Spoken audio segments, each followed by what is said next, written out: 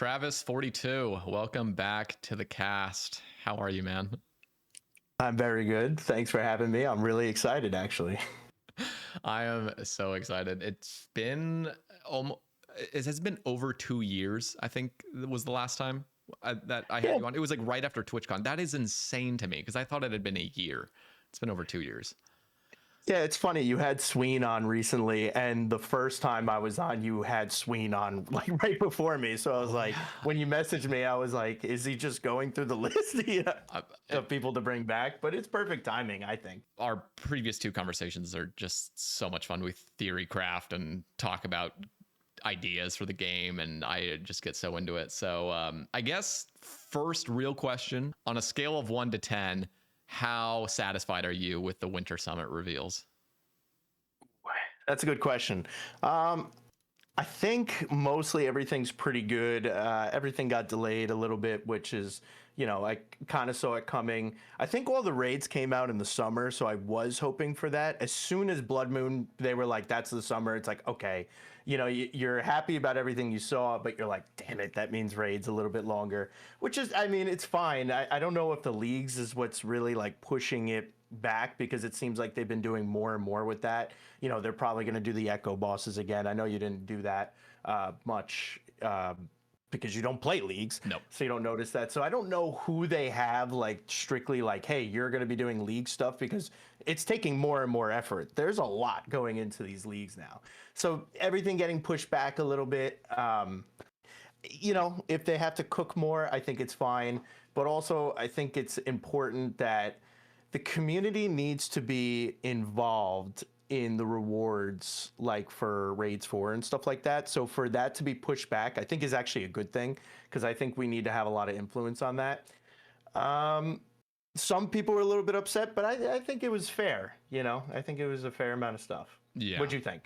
I was pretty much expecting what they did reveal. I was a little disappointed that we didn't get like a new permanent game mode announced or anything, which is just my own selfish. I just want so badly an excuse to compete, like to really compete, and not to do some bullshit competition like 200 mil sailing. Like I want like a new game mode that is completely fresh high scores, fresh economy, fresh whatever it would be. I don't know. It could even be like a sort of main mode. It doesn't even need to be sort of like an attachment to Ironman at all.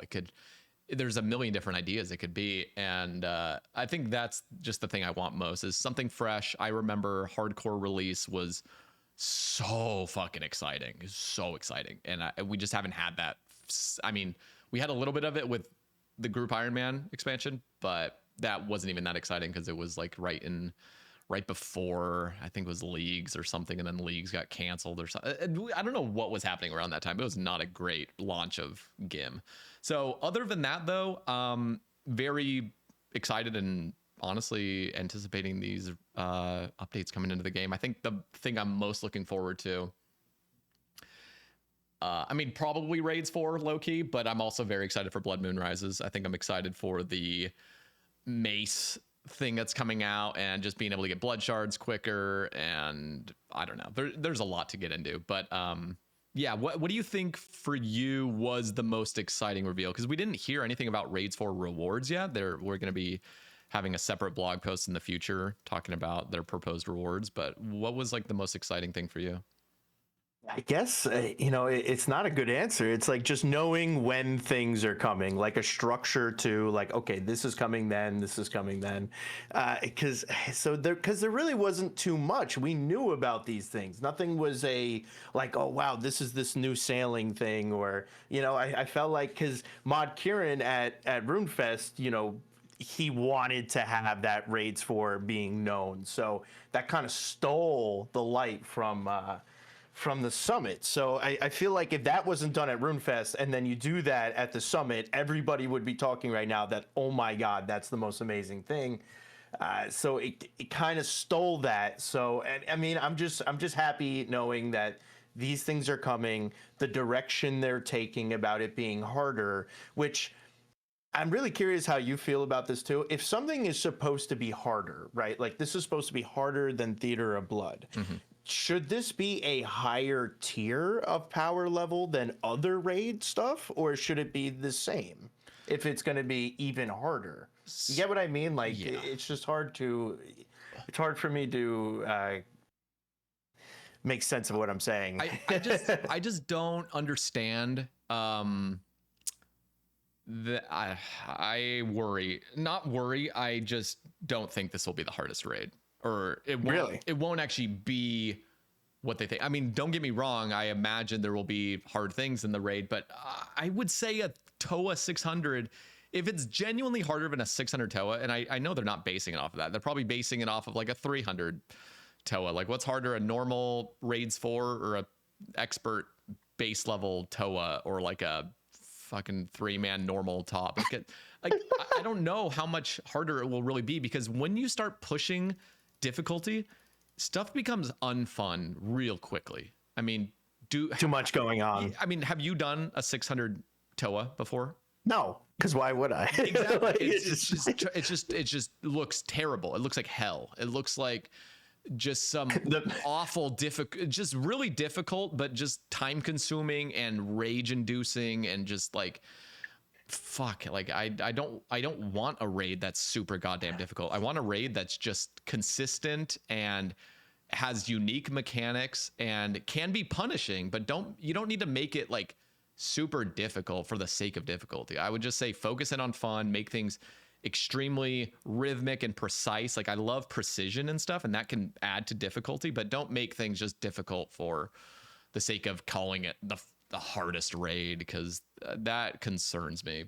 And I actually don't think it will be the hardest thing. I think there will be elements of the previous raids that will be harder than whatever this raid is gonna be looking like. That's my prediction. Who actually knows? But we all, as a community, I feel like the vast majority of players actually just want something that's fun to grind.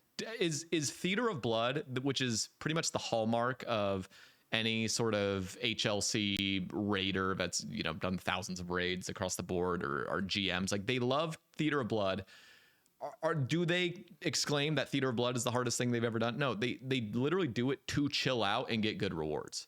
Like, they like it because they're good at it. They spent a lot of time at it, and it's really not that hard. They just go in there and have fun with their friends and get a purple. And I think that's the recipe for it. I am really hoping that it's just a PR stunt to say the most difficult raid, and I hope it's actually just fun, not terribly annoying. I mean, I believe that anything in this game really isn't that difficult once you've done it, you know, X amount of times. So, yeah, when you say they're looking to chill out, yeah, to us, that's to chill out. But you bring some, you know, 10K seer in there, and their mind is just running when they're like doing anything at top. You know, running away from bloat is like the hardest thing, like, to not fly everybody. So, you know, it kind of... I'm not sure if I think it's to chill out, but I think it has to do with, you know, I mean, it is players. Practice. It is that initial practice, but who knows? Maybe they're even calling it the most difficult because when you look at chambers, yeah, you'll see level 3s jumping into chambers and doing fishing and pull a 1kc T-bow or whatever, and then you'll see people doing 0 invocation TOAs, and it's like inviting to early players that don't have much experience. In top, you got entry mode, and then maybe this mode, because there really is just that practice, there's not really an official entry mode. It really just jumps into it without any scaling. It's just like, boom, here you are, you're in the raid, have fun. I think that might be the reason they're trying to pitch it as the most difficult, because on release, I don't think noobs or anybody that's like not competent is going to be able to get completions, which is what a raid should be. I just hope that the raid is just as difficult as, I don't know, a Theater of Blood is. Like, that, I would want it to be a unique, different version of Theater of Blood. Theater of Blood was very difficult on release. The gear was way worse, though. We have way better gear this time, so I guess it can be a little bit more pumped up than that. But I just want it to kind of be like a Theater of Blood. Different mechanics, completely different. You don't know what the fuck's going on the first few days because everyone's confused. And then you get into it, and it's like, okay, these are just the mechanics, and it's fun, and it's rhythmic, and you got your friends that know what they're doing, and then it becomes a gatekeep sesh, which is pretty much inevitable with raids. I feel like raids, let me know how you feel about this. Like, do you feel like raids should be sort of gatekeepy with gear checks and just competency checks? Like, That's where I was actually going to go. What about the idea of you need X amount of, I don't know if it's actually a good idea, like strength bonus or accuracy, or you can't do something, you know? No. You can't go down that route. Just because we saw them do a similar thing with Chambers release, where they're like pure. If you go in as a pure, you just get fewer points because they're just but that was just dumb. Like, yeah, that's true. but like, you're doing the same amount of damage and everything, but your levels just suck. So like, the thing is, and this is what I was talking about with Mod Arcane, and don't get me wrong, I understand there's probably an argument to both, and the way they're probably going to do it, which is the scaling of, you know, the raid, because I think it's up to 8 players if I'm correct. So you can have up to 8 players. In my perfect world, it would be, there is one scaling, and I guess in my absolute perfect world, it was a scaling of like up to 6 players would be raids for. This is a video I made like a year ago. Maybe I was thinking like, have one set difficulty, all the monsters have the same fucking HP. So, and a good example of this is like when you jump into Theater of Blood in a 5-man versus a 3-man, like the little Nilokiss in the Nilokiss room have like different HPs, and like that can be a little confusing. Luckily, there's only like 3, 4, and 5 scales, or I guess duos, that people are ever worrying about. But even duos and trios, I'm pretty sure have the same scaling. With a raid that scales between 2 and 8 players, HP values are going to be all over the fucking place, and it's going to be kind of hard to remember these things that should be set in stone, in my opinion. So I think, and if you were to have like a set scaling, let's just say the raid, we keep it 2 to 8 players that they're deciding. It would just be cool if the scaling was all set for 8 players. So you want to go in with as much firepower as humanly possible and go in there and try to take this boss down by any means necessary. I feel like it gets boring when the boss is supposed to have 5,000 HP, but now you've scaled it down to a 2-man, and now it has 1,000 HP because, you know, we're gonna like dumb it down, sort of baby it down a little bit for this lower raid, which I get why they do scaling. I do get it, because some players don't want to deal with finding teams. But if they come out with good team systems and there is that practice that they're offering, like people can practice rooms alone, like you can just practice them, then you can go in with a team and like feel competent and not feel like you have to get 50 KC with a bunch of teams. And then you have the option to just jump in with as many players as possible. And the better you get at the raid over time, that's when you can start dropping players off and being like, okay, we're going to try to go for a 4-man. Like this is going to be way more challenging, but we got the gear for it. Let's fucking send it. And the noobs will kind of stay in those higher teams. And that'll be sort of how it goes, where if you do a duo of this, it'll be the most insane feat ever, because you're doing it in like an 8-man scale, but you're also getting all those rewards scaled up the same way it would be for an 8-man too. So I think, anyway, I'm just going on this whole thing about scaling, but let me get some pushback in case you are one of those players that's like against the static scaling. Have you ever done an 8-man TOA? Yeah, it was actually really fucking fun, but that was because I was on Mulgoat Kirby's team. That's why it was fun. But okay, so you've never went with just like a group of guys. Some are competent, some are just like they don't know what the hell's going on. No, and it's just like it's just chaos. It will be fucking chaos. But like, again, it's a fucking raid. It's like we don't need to make it so you can complete this in any like. What you're really wanting is competency over everything. Then you want firepower. I think it's competency first, then firepower. And like, if you go in with a competent team, and again, this is the 4th raid. It is a raid. And I just feel like it's important to have that level of difficulty, because even though Jagex is so incentivized to include every player to get involved in this raid, like that's where other problems arise, which is really fucking dirt cheap raids rewards and just items not getting sunk like properly. Like they should have just done like normal mode, didn't have like Shadow and Fang should have been higher tier.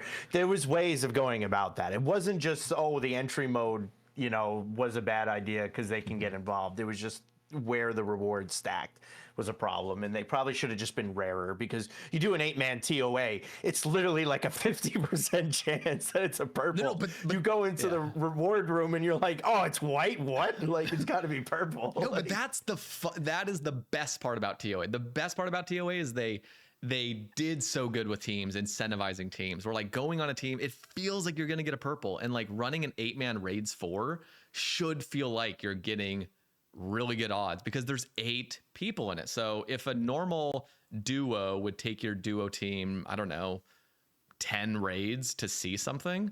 So let's say a 1 in 20 for like a solo, if that's even feasible. Let's just say that's the scaling of it. I mean, it should make sense that when you bring 8 people on, it should be like a 1 in fucking 2.5. You know, it should be a very common purple because that's how it would work out scaling wise. So I think that's the good part about TOA.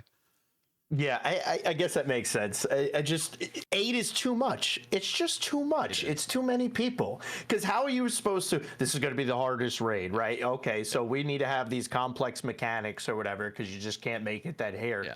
Click the boss, scythe it, and he just dies, right? Mm-hmm. So then how are you going to make these mechanics that you should want 8 people for, but then you can do it with 2 people? You know, it just. I don't think I think that's just flawed, the whole like 8 people. It should be lower. When Tob released, I could be wrong, but I'm pretty sure when Theater of Blood released, it was 5-man scaling, and I'm pretty sure it really didn't go down. It didn't for the first 2 weeks. And obviously rose-tinted glasses, the release was the best part because no one knew what was going on, and just getting a completion was like, holy crap, that was amazing. Like, you know, everybody's dead, there's like 1 guy left. You know, it was so much fun. But then when you made it that you could scale it back, it's like, all right, well, how low can we go? And it's just like, oh, we're optimized for 3. Sure, but wouldn't it have been cooler if like it really is optimized for 5, but just the less people you bring is just a better chance for you to get the reward in your name? I don't know if that's just like an Ironman problem though, of like wanting it in my name specifically. Hey, Ironman problems are valid problems. They are. I deal with them every day. Yeah. So listen, they could even just even just rephrasing it and saying it's scaled for a 4-man. Like let's say Raids 4 is scaled for a 4-man, but you can have up to 8 players. So the difficulty, and again, this is just a matter of like language. It's just I could say 4 or 8.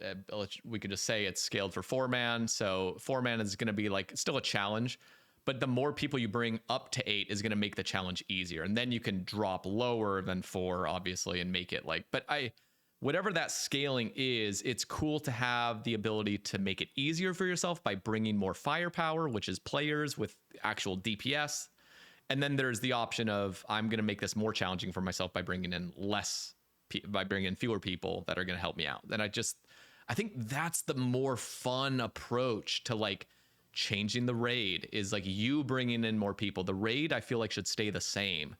And then you adjust it how you will, you know, just like I want to bring more people or I don't want to bring more people. I feel comfortable with this and I don't feel comfortable with this. So it's like, it's all that mixing and matching, I think, is the more fun, because it's what's more boring. And this is just the opposing view, is like when you jump in on a 2-man and it's scaled for a 2-man, everything's just going to die the same speed as compared to an 8-man. It's just everything is just ramped up in HP. Like that's fucking great. Like that's a great game mechanic. Just ramp up the HP and defense of everything when you bring in more people. Like that is the thing I'm trying to get away from. Like I just want something to be set. You know what's happening. You know the mechanics. This is one set raid. You decide as your team what you're going to do. You're going to go in a smaller team, go in with a larger team. And I think, again, if we're looking at the TOB stuff, we just got to have a better party system, and we got to have, I don't know, just a way to almost like get into a random team. I even think like some randomization at the beginning would be fun. Like just some global party where you just, if you don't have a team, you just go to the board and there's like a randomization thing where this could be devastating and low-key, but it was because you get paired with just total fucking imbeciles. But there would be a chance of like, let's just say you had to be above a certain combat bracket, you know, like you are a level 126 and you're only wanting to randomize with other level 126s. You know, who the hell knows what the parameters would be. But if you did that, they should do that the first week. No like fixed teams. It's all random. But listen, like how fucking fun would it be though to not have to deal with the teams? And again, if you want to deal with the teams, if you have the coordination, if you have friends, you would just not even deal with this. But if you're really that much of a fucking isolated loser like myself, like you just want the randomization. Just give me the randomization. Boom. I'm in a raid now. I'm immediately boom in the lobby of this raid that's about to start. And I have 7 other motherfuckers that just randomly appeared as well. Cause we're all just caved around this fucking board, and we all just randomly got should add this, and you just go and you just start the raid, like just fucking go. I just feel like that would be for all the raids. They should do this, a random party. Dude, the randomization party, like that would be like truly. I kid you not, I would be having the time of my fucking life if I just jumped into an 8-man random and it was still possible to be done soloed. So the reason I think this would be so fun is because do you remember Letu Lanen? I do. Dude, that guy used to like just fucking run randoms. It used to run free-for-alls on 416 Tob. Oh my god. And then what he would do is he would literally be PKing his random teammates that he got on his team. And it was the funniest, the funniest fucking streams of all time, because he was gonna finish the raid in a fucking solo. Like he was preparing for everyone else to die, and he was like working at trying to get the other people killed, which is so fucking funny. Because then other people would try to go after him, and it was just like it was just a circus watching. But the fact that it was still feasible to be completed in a solo made it so watching like everyone drop like flies was actually just like part of the entertainment. And I think with a raids 4, if you were competent enough and you knew the raid enough, you could do these randoms and just watch all your teammates die. But you're so fucking confident that you just end up carrying the raid, and then your random friends are just like glazing you at the end. They're like, "Thank you so fucking much for the carry, bro." Yeah, well, I mean, Top, you'd have to do some complex stuff with the green ball and everything. But TOA, TOA had. Run away. If it's on you, you're fucked. Yeah, 100%. Like, just run from the guy. But TOA did have a couple of ways of potentially making the higher scale of like 8-man kind of cool with the new Karis, like the red gem Karis. I feel like that really didn't hit the mark with this whole. Too difficult. It's too difficult to coordinate, I feel like. Now is that a like we just suck, or like it should have been longer, like the damage effect or something? Because it's got to be pretty good. I know there are people that use it, but it seems to be like, oh, I don't have a ZCB or I don't have a Void Waker, so I guess I'll bring this. It's like that should have been like a really like useful spec, and maybe it is, and we just don't really. I don't know. Here's what I think. If it was up to me, if we have any sort of like AoE effects from these special attacks, like if you do is the red Karis like what 75% or something? It's very high, so I think it is, yeah. Yeah, so whatever it is, I just feel like a spec like that's helping your teammates and not yourself directly necessarily should be something that affects everybody in a massive range. I mean, like 20 fucking tile radius. Like, I just want something that feels like everybody is getting that effect. As soon as you have But didn't everybody? How does the... I think it was just... I thought it was just if you land the spec, everybody gets X amount of damage boost for like 10 ticks or something. Oh, okay. So like it really wasn't that long. Maybe that's what the red thing. To be fair, I've forgotten. I thought maybe I'm confusing the Yamahorn. I thought it was something where you like do a fucking area effect wherever you're standing. Because the Yamahorn's like you have to be within 2 tiles, which makes things very complicated if you're in more than like a duo. I think they extended that to 3. Okay. There's some really weird thing with the horn. I don't know if you have one, but if you equip it and while it's like in your armor tab and then you right click it, there's like a new menu that says configure that like lets you do like you could do only 1 player if you want, even if there is another player. Ooh. And you can extend the range a little bit longer. It's really weird how it's a menu like that. Actually, I'm going to equip it and double check that, but unless they changed it. But I saw it the other day. It was something odd.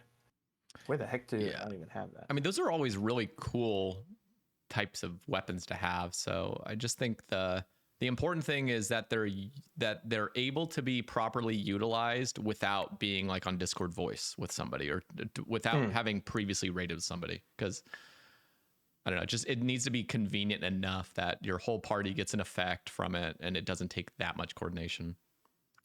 Yeah, so when it's in your inventory, if you right click it and go to configure, it only says max players. But if you wear it and go to the armor tag and you hover configure, it says radius or max players. So you can change the radius.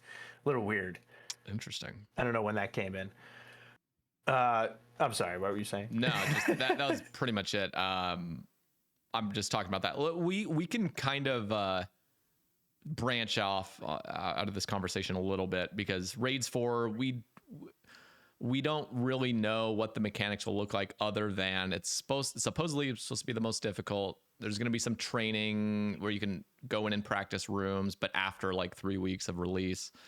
But let's talk about rewards specifically, because there's so many cool ideas that have floated around, and you mentioned a few in our DMs, and I want to talk. I want to ask you actually, like, what would be your top runner-ups for like Raids 4 mega rares, or even just rewards in general? Don't even need to be the mega rares. The Sae Bae Cast store is finally here. All your favorite creators and developers from the first 3 years of the podcast, hand-drawn on a variety of high-quality merchandise, including posters, desk mats, laptop sleeves, blankets, and tumblers. Buy the entire 3-year collection to frame in your gaming den, or get a desk mat and blanket for those cozy late nights. Every purchase directly supports the show and puts a big smile on my face. My mega rare is boring. I think we should just do the crush and just get it over with. But I think they could do cooler things with it. I mean, it doesn't have to be a 5-tick like maul or hammer or whatever. I mean, it could have been like your fist thing that you always want. That could be pretty cool, though. Like an abyssal knuckles or whatever, 2-tick. Yeah, something faster. Yeah. The thing is, like, if you do it faster, it has to be faster than 4-tick, because if you do 4-tick, it's just a better mace. So like, you never use the Inquisitor mace anyway, which they need to do stuff for those weapons anyway. I don't know. I think we won't get the Crush Mega Rare, and they will come up with something just crazy and will blow us away. I really hope that's the case. I don't want to open it and actually see that it is the hammer or something, but it probably will be. A couple other things that would be interesting is potentially a prayer.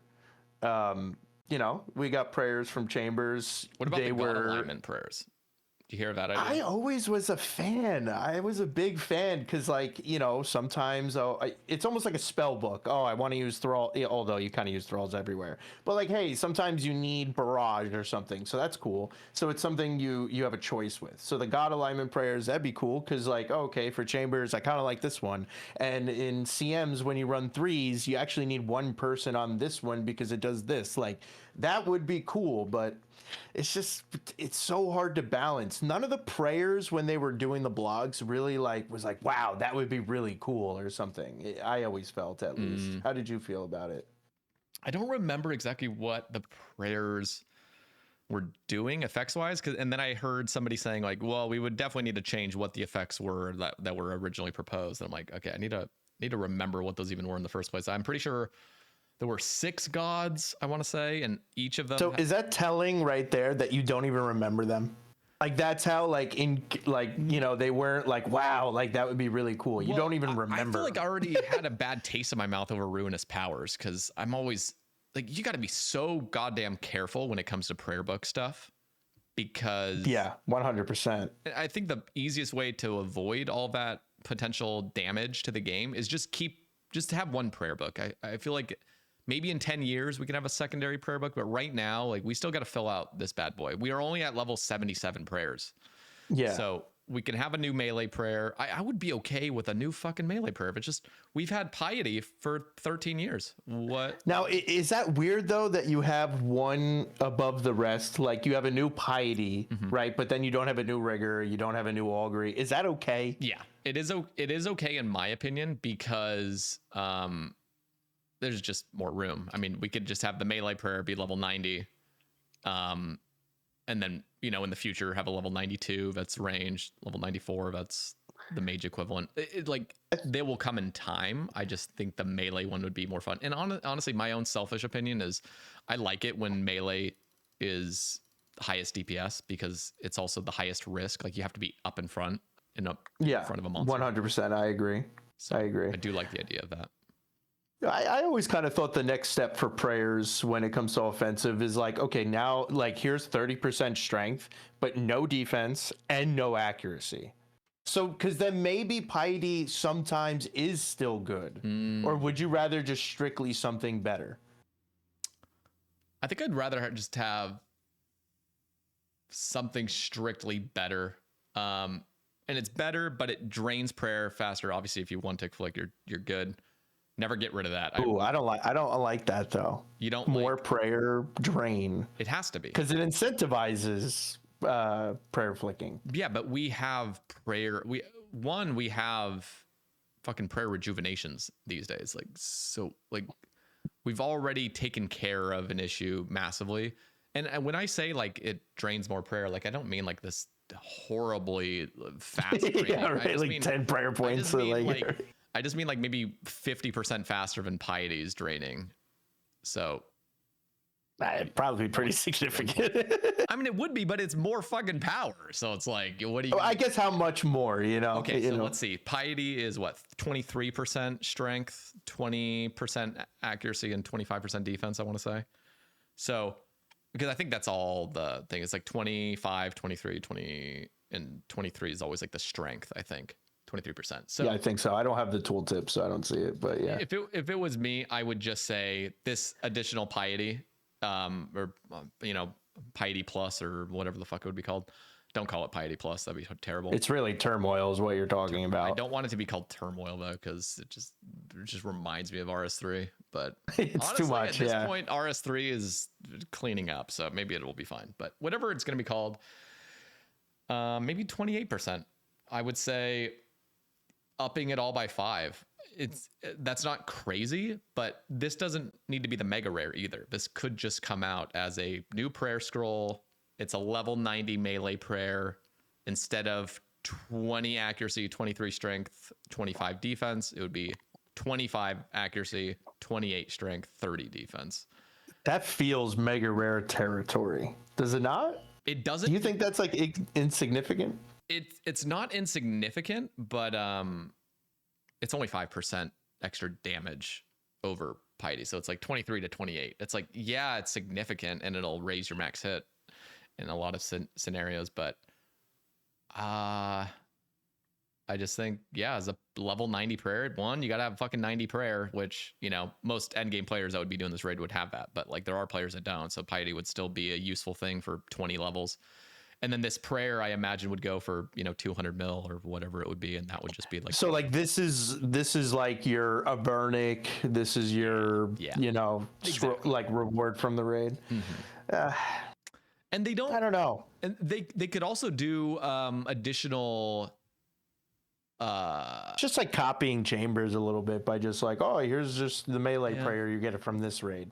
It is sort of copying. I mean, I've always thought of something like what was the prayer I had thought of?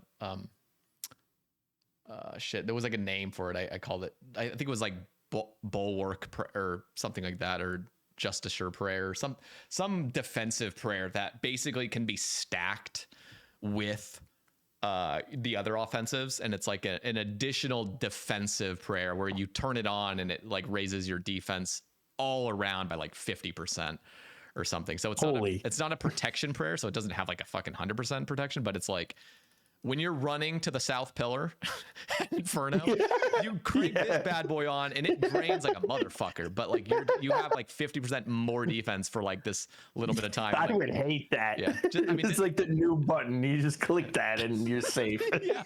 No, but I mean, what if it was even like a pulsing prayer? So every prayer right now is held and then it holds and it drains prayer. What if this was a pulsing prayer where you click it and it just says, you click it once, it drains 10 prayer points instantaneously once you click it, and you don't even need to turn it off. You just click it and it activates, and basically what it'll do is like for the next, I don't know, 10 seconds, you have 50% extra defense. Again, I'm completely spitballing right here. This idea I'm coming out with. It sounds like a special attack more than a prayer. I'm already like not liking where this fucking spitball's going, but like it's just I'm thinking of random ideas that like could be added to the prayer book at some point. I think the basic one though is like that melee one. Yeah, prayers are so hard because all the late game prayers are really just damage increasing prayers and stuff like that. Like there's nothing too unique. The food delay one was kind of cool, but I don't think that should really be a prayer. Like that's a little weird. Yeah, you can eat faster or you can attack faster after eating. Doesn't really sound like a prayer. So that could be all right. what I do want is I want another way. Bowfa, right? That is such a difficult, like people won't even make an Ironman knowing that they got to do the gauntlet. Like they're like, I just won't do it. So like, I feel like they need to fix that. And I'm not saying a raids for range weapon would do that, but maybe it might like, okay, this is another route you could go that, you know, you don't have to get the Bowfa. Yeah. You know, you get this and maybe it's better, maybe it's similar, maybe it's better if you have Masori or whatever, but that should probably be on the list. Some sort of range weapon that could like replace Bowfa. Like if you're skilled enough to do this raid, you could get a Bowfa type weapon for range to kind of skip the gauntlet. Although the gauntlet's not really like the easiest thing in the world. You know you what? gotta learn that. They had a little bit of an opportunity to add some sort of range variety, which was those little blowpipes that they came out, rosewood blowpipe and lower. Fucking failed opportunity. Like just they totally missed the mark. Those things are so they're the highest requirement of all time. It's like 92 wood cutting, 84 fletching, and a fucking squid beak, which is like a 1 in 1,000 from killing some fucking Slayer NPC or sailing NPC. So let me push back. Yeah. And I want to know what you're going to say. So what about like, but MSB, right? MSB is kind of high requirements. It's like 75 wood cutting this. Like if this is, but you can I don't even know. I don't. You can get a, but you can get that from a clue scroll. Like I've done a fucking hard clue. You get it's like a 50 fucking % chance you get it from any hard clue casket. Okay. But if this is supposed to be, I don't know if it is. Is it better than MSB? I don't even know if it is. I don't even know. I guess maybe, but it's two-handed. It's fucking. Listen, maybe it should be higher. It can only shoot up to fucking Addy. Why? Why is it not Amethyst? Listen, Blowpipe can shoot up to Dragon, and then the next best thing is the Rosewood one, and it shoots up to Addy. Why, dude? What the fuck is? Why did they do that? At least make it. I think this goes to your like skilling things that you talk about, that like skilling should actually really give you some powerful things. Like why is like, if this is truly like 92 fletching or whatever, why is a 92 fletching thing 84 fletching, 92 wood cutting to get the logs? Yeah, why? Now, to be fair, you don't actually need the wood cutting level as of like 2 weeks ago because they added rosewood logs to some salvaging spot, but you still need incredibly high sailing to get this fucking thing. And to get incredibly high sailing, like, listen, on Dirk Steel right now, I have a plan of getting a rosewood blowpipe. It's the biggest fucking waste of time in the history of all time. Why do you do this? You do these things. I do it for one, for my own sense of adventure, and also just because I think it would be more fun content. Like what would be more fun to watch? Me go to Barrows, me go to Moons, me go to Raids, or like me make some weird ass fucking path to get a fucking weird ass blowpipe nobody's ever used into like God Wars dungeon, or just some weird ass grinds that make no sense. I don't know. No, I agree. I did the same thing with the Inquisitor thing for Chambers. So I agree. I get it. Yeah. It's just maybe if it was like higher power level, it would make more sense. I know. Like I keep basically convincing myself, don't do this. This is idiotic. But there's like a part of me that's like, maybe they'll buff it because they've already tried to make it a little bit easier to get, and they've already had some internal discussion about its power. Yeah, I don't know the numbers on it, but if it's truly that bad, maybe they should. But is it just you make it that it can go up to Amethyst and that's it, or do you actually change that? Would basically fix it, low key. If they just made it shoot up to Amethyst, that would be good enough. But this is why you've been doing all that mining. Oh wait, no, that was on Squad Cam or something. I mean, I am just about 99 mining on Squad Cam, but I'm actually 85 on Dirk Steel too, so we're getting up there. But no, I don't know.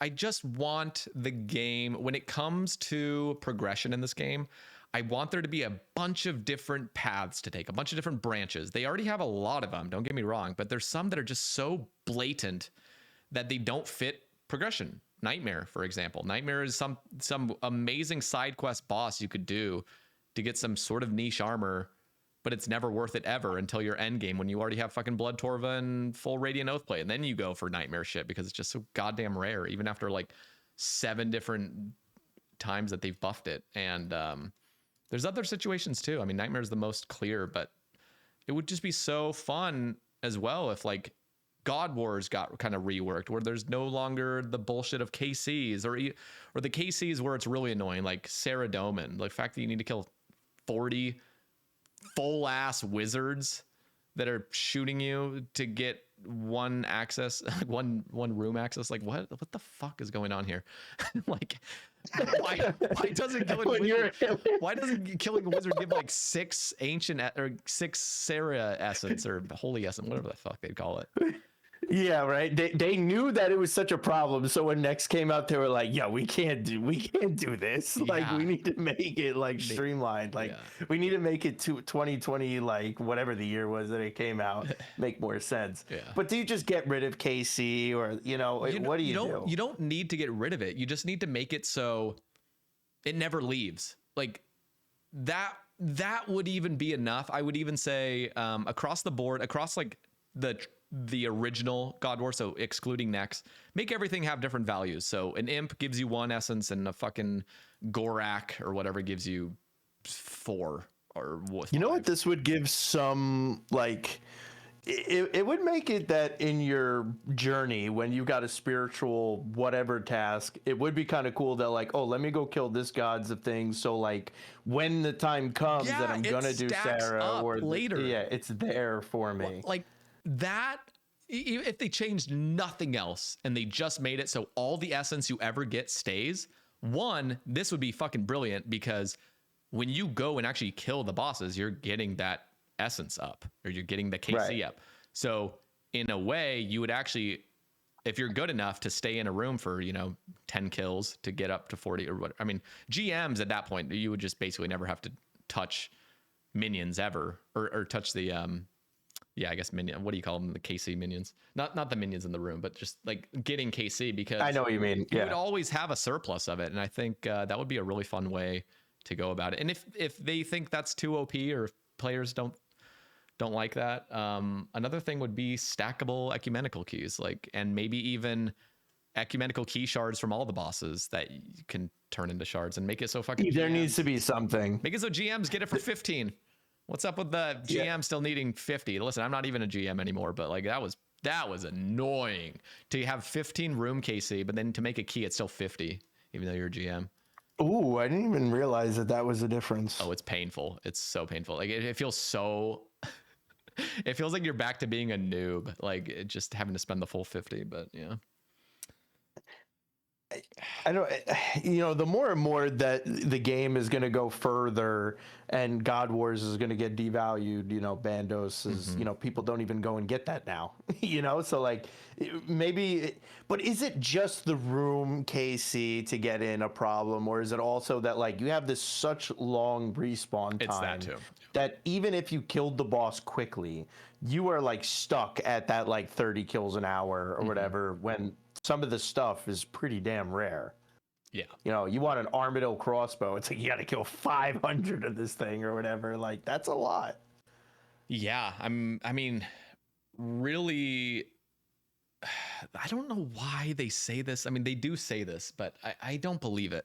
I will talk to devs and they will say things like, yeah, it could be like a serious hit to like the economy if we started adjusting timers at God Wars. I'm like, how? Like, I get it that, yeah, it would bring in, however many more items in the game. But like, do you understand how many fucking bots there are in this game that are just ranking out stuff at a completely inhuman level, and nobody seems to fucking bat an eye? So like, who cares if a real player gets 10% more fucking drops? Like, genuinely. And this game is like out of control. Like, there's just millions and millions and millions of big ticket items all over the game. Like, who cares? I don't know. When it comes down to player experience versus the quote unquote fucking economy that's always fucked and it's always just this big mess, and we just kind of, I never feel like we should ever focus on the economy over player experience. Like, I am getting a little bit tired of that response. Yeah. Well, obviously I am. I'm an Iron Man. I've never cared about the economy at all, Yeah, like yeah, at all. but So like I would hope like, okay, you kill the boss. Okay, maybe you got to kill all the minions, and then whatever the timer is, it goes down to like 10 seconds if all the minions are dead. That or would be cool. But then it's like you have people that are you're doing a 4-man, mhm. you know, so like it's shit's just respawning so fast. So that's probably where it could be a problem. um yeah, I mean, I just don't even, I still don't feel like it's a problem. Have you ever pulled up to Bandos and seen every single world have a bot in there perfectly flicking it at all hours of the day?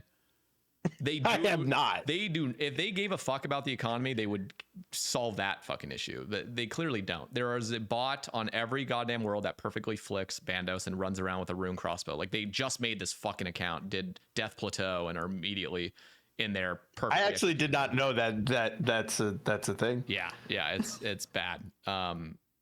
Anyway, so what if it was just? I mean, they're. Well, I'm sorry.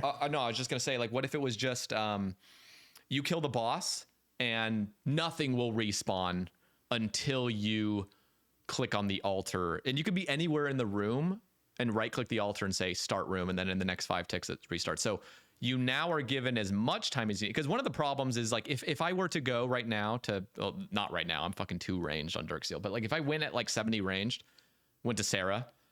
I did this on squat cam, by the way. When I went to Sarah on squat cam, I went really fucking early, and it got to the point where I couldn't even kill the minions fast enough by any means. So I had to literally start killing the minions before I even finished Zilliana. I was like having to like shoot them all like really low just so I could do enough DPS by the end.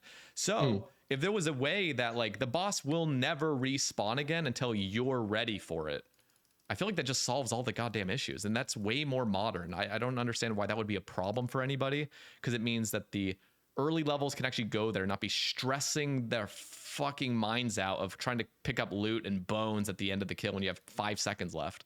And then the other people that are waiting around for 45 seconds waiting for something to spawn can just start it up. Like, I don't know. Way better player experience.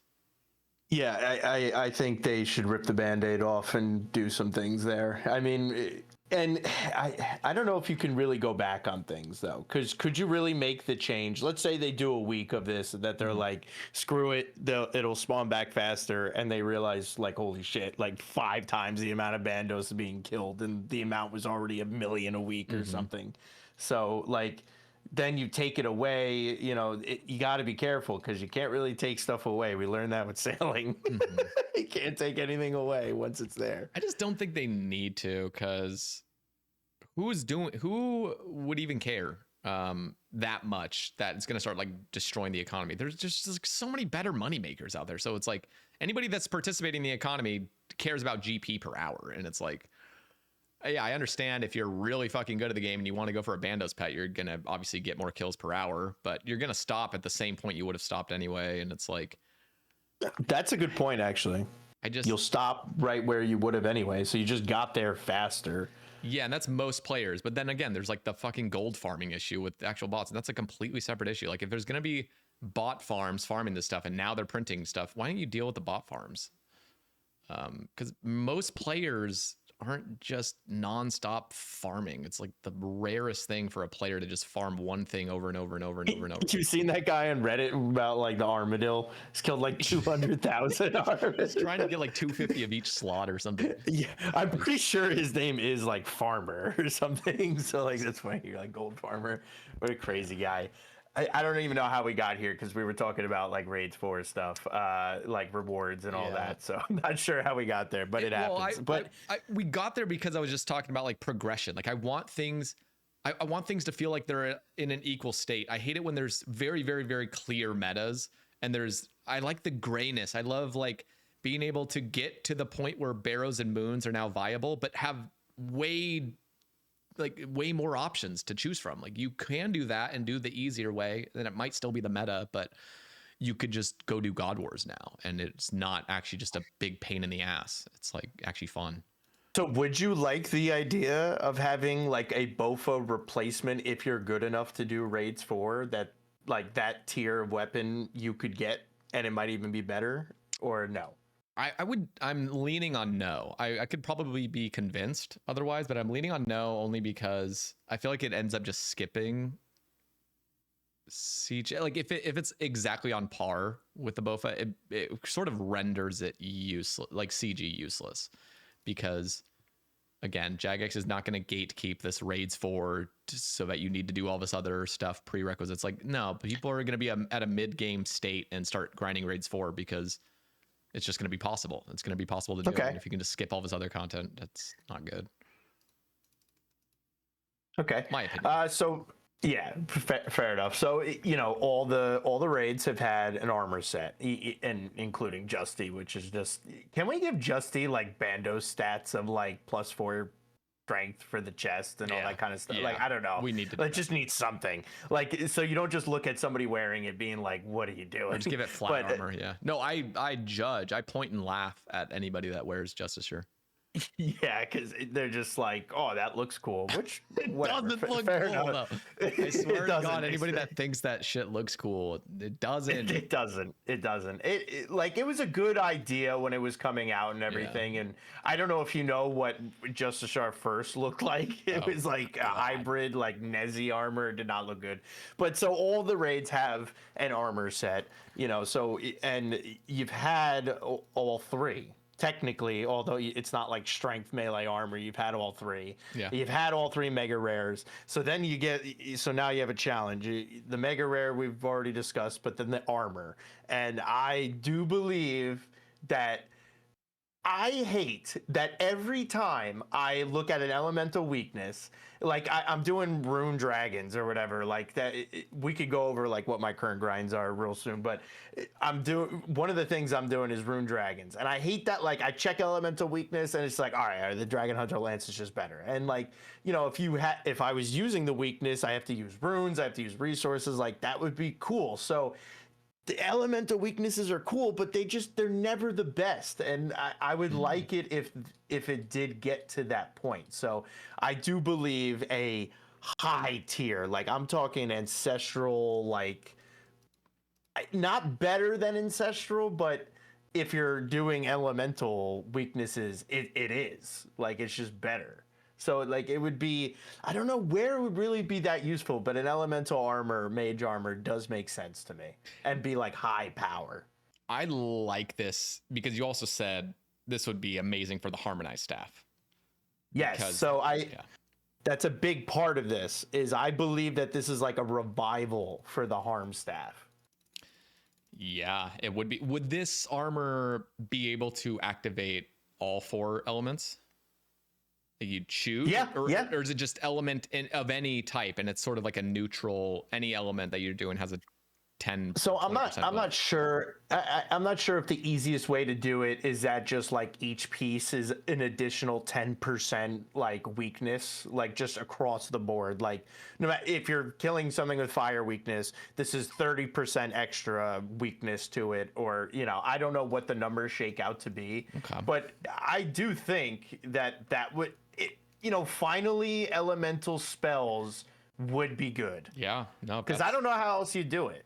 That's a great idea. And again, it's like the numbers wise, like I hear 30%, I'm like, oh shit, that might be. But assuming everything was balanced, where things are just barely a little bit better or like tied with, and there's always that option, like for rune dragons, if you're using this new mage set, it would maybe just overtake the lance with max strength or something. Maybe like it is hard to get those numbers right, but I love that idea, and I think it would be best for it to just be a neutral.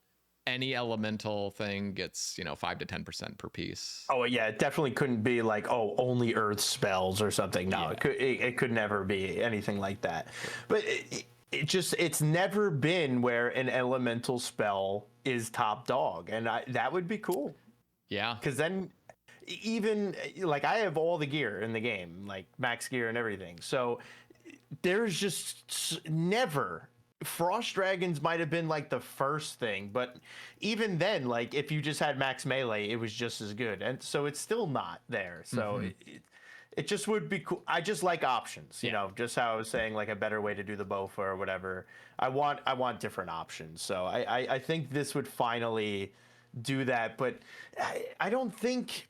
I think it might be too niche still, because I don't know if any like bosses or anything, like maybe like Muspa, because that has like a weird weakness. You'd really have to go down the line, but I would want it to be where this would actually be like best in some places. Yeah. It's not just shadow everything, you know? No, I think that's actually a really fucking brilliant idea, because it's also like a side upgrade where it's not best in slot everywhere. Doesn't have to be the mega rare of the raid. It's just the armor set, and the armor set just has this really unique thing. And honestly, it's actually exciting for something super niche like that to come out, because then it's like all the exploration of like, where is this best? Where can this be really good? Like, I think that's the really exciting part, is knowing that in some places the elemental spells will be best. So yeah, and then the idea of you get the harm orb, and it's like, wow, like now this is real. Like, I guess you probably would have to have both for it to like really definitively be like that. Wow, this is really good now. Yeah, I mean, the Dragon Hunter wand has already given us part of it, but that'll only be for dragons, because using that with an additional multiplier of elemental weakness would go fucking bananas. It would, but the harm would have that crazy extra buff to it where it's like just a tick faster, which is also insane. So then Nightmare now becomes again like more like, wow, that would actually be really powerful. That is like a if I got great that. point. It does encourage Nightmare. It encourages you to go back there and get that harm. Anything for Nightmare, it's like, oh, finally, a reason to go do this thing. Seriously. Although the Eldritch Orb is pretty cool. It is in its own sense. I never got that one though, unfortunately. Me either. It sucks so bad, because that was always the orb I was so glad to have not gotten at first, and then like by the end I'm like, fuck, I really wish I had that. Yeah, and I don't know if it was, did they make it like 50% or something? I don't know. It was brutal at one point. It was really bad, and then now it's like pretty good in some scenarios. Isn't it? If you want to do like DKs or something. Is it 25 or no? It's 50%, right? It is just. There's no way it's 25. Okay, that'd be crazy. Well, I was thinking 25 because really I think 25 came to my mind because I was thinking of Lightbearer, where it basically ends up being like 25 because the ring's just loading you up so fast. And then I don't know. Yeah, that's a Eldritch Orb goes nuclear. Thinking about like the idea of, oh, that would make me want to do Nightmare. Do you ever get this where if you want to do a grind, but you know something new is coming out that's going to make that better, faster, or anything like that, can you like, I mentally like block it out. The idea of like doing Nightmare, it's like, well, the Crush Mega Rare might be coming. So like, there's just no chance that I do any Nightmare right now with the idea of that. Do you ever get this, or is this just me? Oh yeah, no, I get that all the time. I mean, I used to get it. I used to get it all the time with Sae Bae. It was just like, not gonna do this shit until all this is figured out. And even though my biggest blunder ever was doing Nightmare when everybody else was deciding to not fucking do Nightmare because they knew something would come out eventually for it. So. Yeah, I wonder like where you would have went instead, or maybe you would just sat at Sarachnis forever. Yeah, just with my bludgeon or scythe. I mean, I did have a scythe. I didn't want to go grind out a shit ton of Tob and buy a bunch of, because this is before Scar Essence too, and it was like, yeah, the upkeep was just gonna be insane. But you were just gonna do clues, like you know, that's it. That was the plan, because again, this is the conversation I've had with other people when we talk about like, you know, why I've stopped playing Sae Bae. Like the game felt much more stable back then. Don't get me wrong, I love the game where it is right now, but with my mindset, what it used to be, my mindset was much more competitive. It was much more like stay with the high leveled Ironmen, you know, kind of be competing amongst this high level group of players. And I would say you were there. Yeah, you know, no, I mean, you were. I was pushing the limits of a lot of things. Like I was rank 1 elites, technically rank 1 hard clues as well. And like I was going for these unique niche grinds.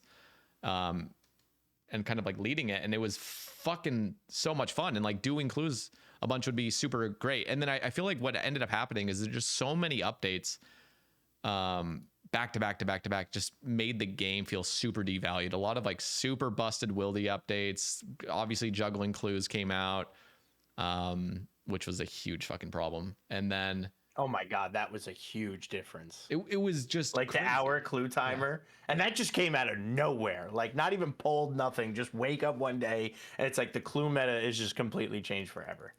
it was entirely, not only was the actual solving clues way different, but it also led to like Callisto Mass, like when the Wilderness update came out, like that was like in conjunction with these clue updates as well. Like I think it happened right beforehand, and it's like, okay, now you can get an elite clue every 20 minutes. Like what, where the fuck is the balance? Like who is making these updates where in the literally over the course of a fucking day, you have now sped up all elite clue grinds by 300%, like just out of nowhere. Like who like, I don't know. It was just crazy because literally the time used to be 70 minutes for an elite, pretty much doing Sarachnis or super sweating barrows or doing lava dragons or, you know, whatever the hell else for irons. And then it just shot down to 20 minutes instantaneously. Nobody talked about it. Nobody gave a fuck. So I was like, why am I caring so much about this competitive game that felt stable to me? Like it's not even worth it, because like the time I've sunk into this has already been devalued by, you know, like basically 66% of the work I put in was just erased overnight. I'm like, this is so fucking stupid. And so that was, I think, the turning point, a slow turning point, but it was a turning point of me not caring about the competitiveness, because I just realized this game is advancing and progressing way too fast for like any of your achievements to really mean that much in the super long term. And again, I mean in a competitive state. Like if you're obviously, a lot of the stuff, if you just do personally, kind of maintains its value relatively well long term, and it doesn't get terribly devalued. But if you've put in a shit ton of time into one thing and then overnight it just completely gets devalued, it's just demotivating, demoralizing. It's like, I don't want to do this anymore. I think it has to do more with the high scores of it. Like if it was just like, oh yeah, I'm just collecting clues for myself or whatever, like that'd be one thing. But as soon as it's like, well, there goes my rank, you know, like, yeah. Well, so you're a high level player. I'm a high level player. So like I think how I feel about new releases, new bosses, things like that, because like you have like similar PvM ability and stuff like that. Like the excitement I get for it is literally like the kid on Christmas waking up of like, man, I can't wait to, you know, like when Doom releases, this is going to be so fun. You know, I'm not like, oh, I want to be the first one to do it. It's not like that. It's more like, oh, just figuring it out, discovering the boss, like the mechanics, you know, I want to get a drop right away, like that excitement, all that stuff. I know you've been jumping around on accounts. Is that really just why you haven't jumped into these new bosses? Like, how have you not felt like, ah, man, I can't wait when this drops and I'm going to grind it, or I'm going to at least try it or something? Well, why hasn't that happened? Well, I've always been more of a like completionist player anyway. I've never really been the PvMer. I mean, I did the PvM for the completion's sake. Like Sae Bae, the journey of Sae Bae for, you know, however many years I was playing that account was all about, it was probably like just over 7 years or something. Like it was all about just getting my account as completed as possible. And so much of that is just so many hours of PvM and whatever I was doing. But like the purpose of it was to not necessarily PvM. I think there was like glimmers of that where it was really just about the PvM. It was fun, but for the most part, it was the completionist aspect of it. As soon as I was done with like a boss, it was like, all right, thank God I'm out of there. Well, I think the same way too, you know, thank God I'm out, but I still enjoy the time, you know, doing it. No, and I do too. And so, because Sae Bae stopped, you know, 2020, was that 20? Yeah, it must have been 2024, like mid 2024. And then Big Bae started, you know, Big Bae was super fucking fun. And I was just kind of rushing like a hardcore group.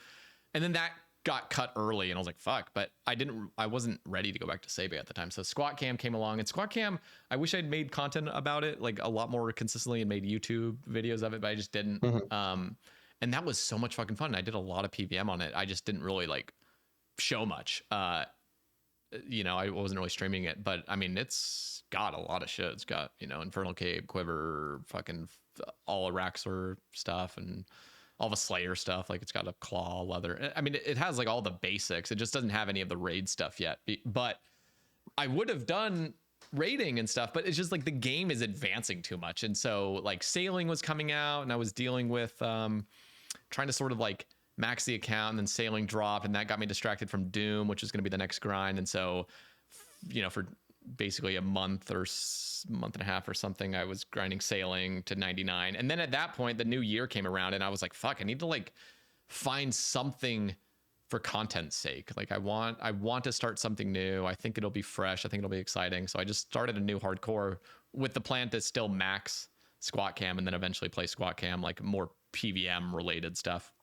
But Dirk is my attempt, and it does suck in a way that it's kind of like a restarting thing, but I just wanted to capture all the clips from it, like at the very beginning, make it a really clean thing. It's like the perfectionism in me. And then this account, I'm hoping we'll get to like those PvM stages, because I do create it. Yeah.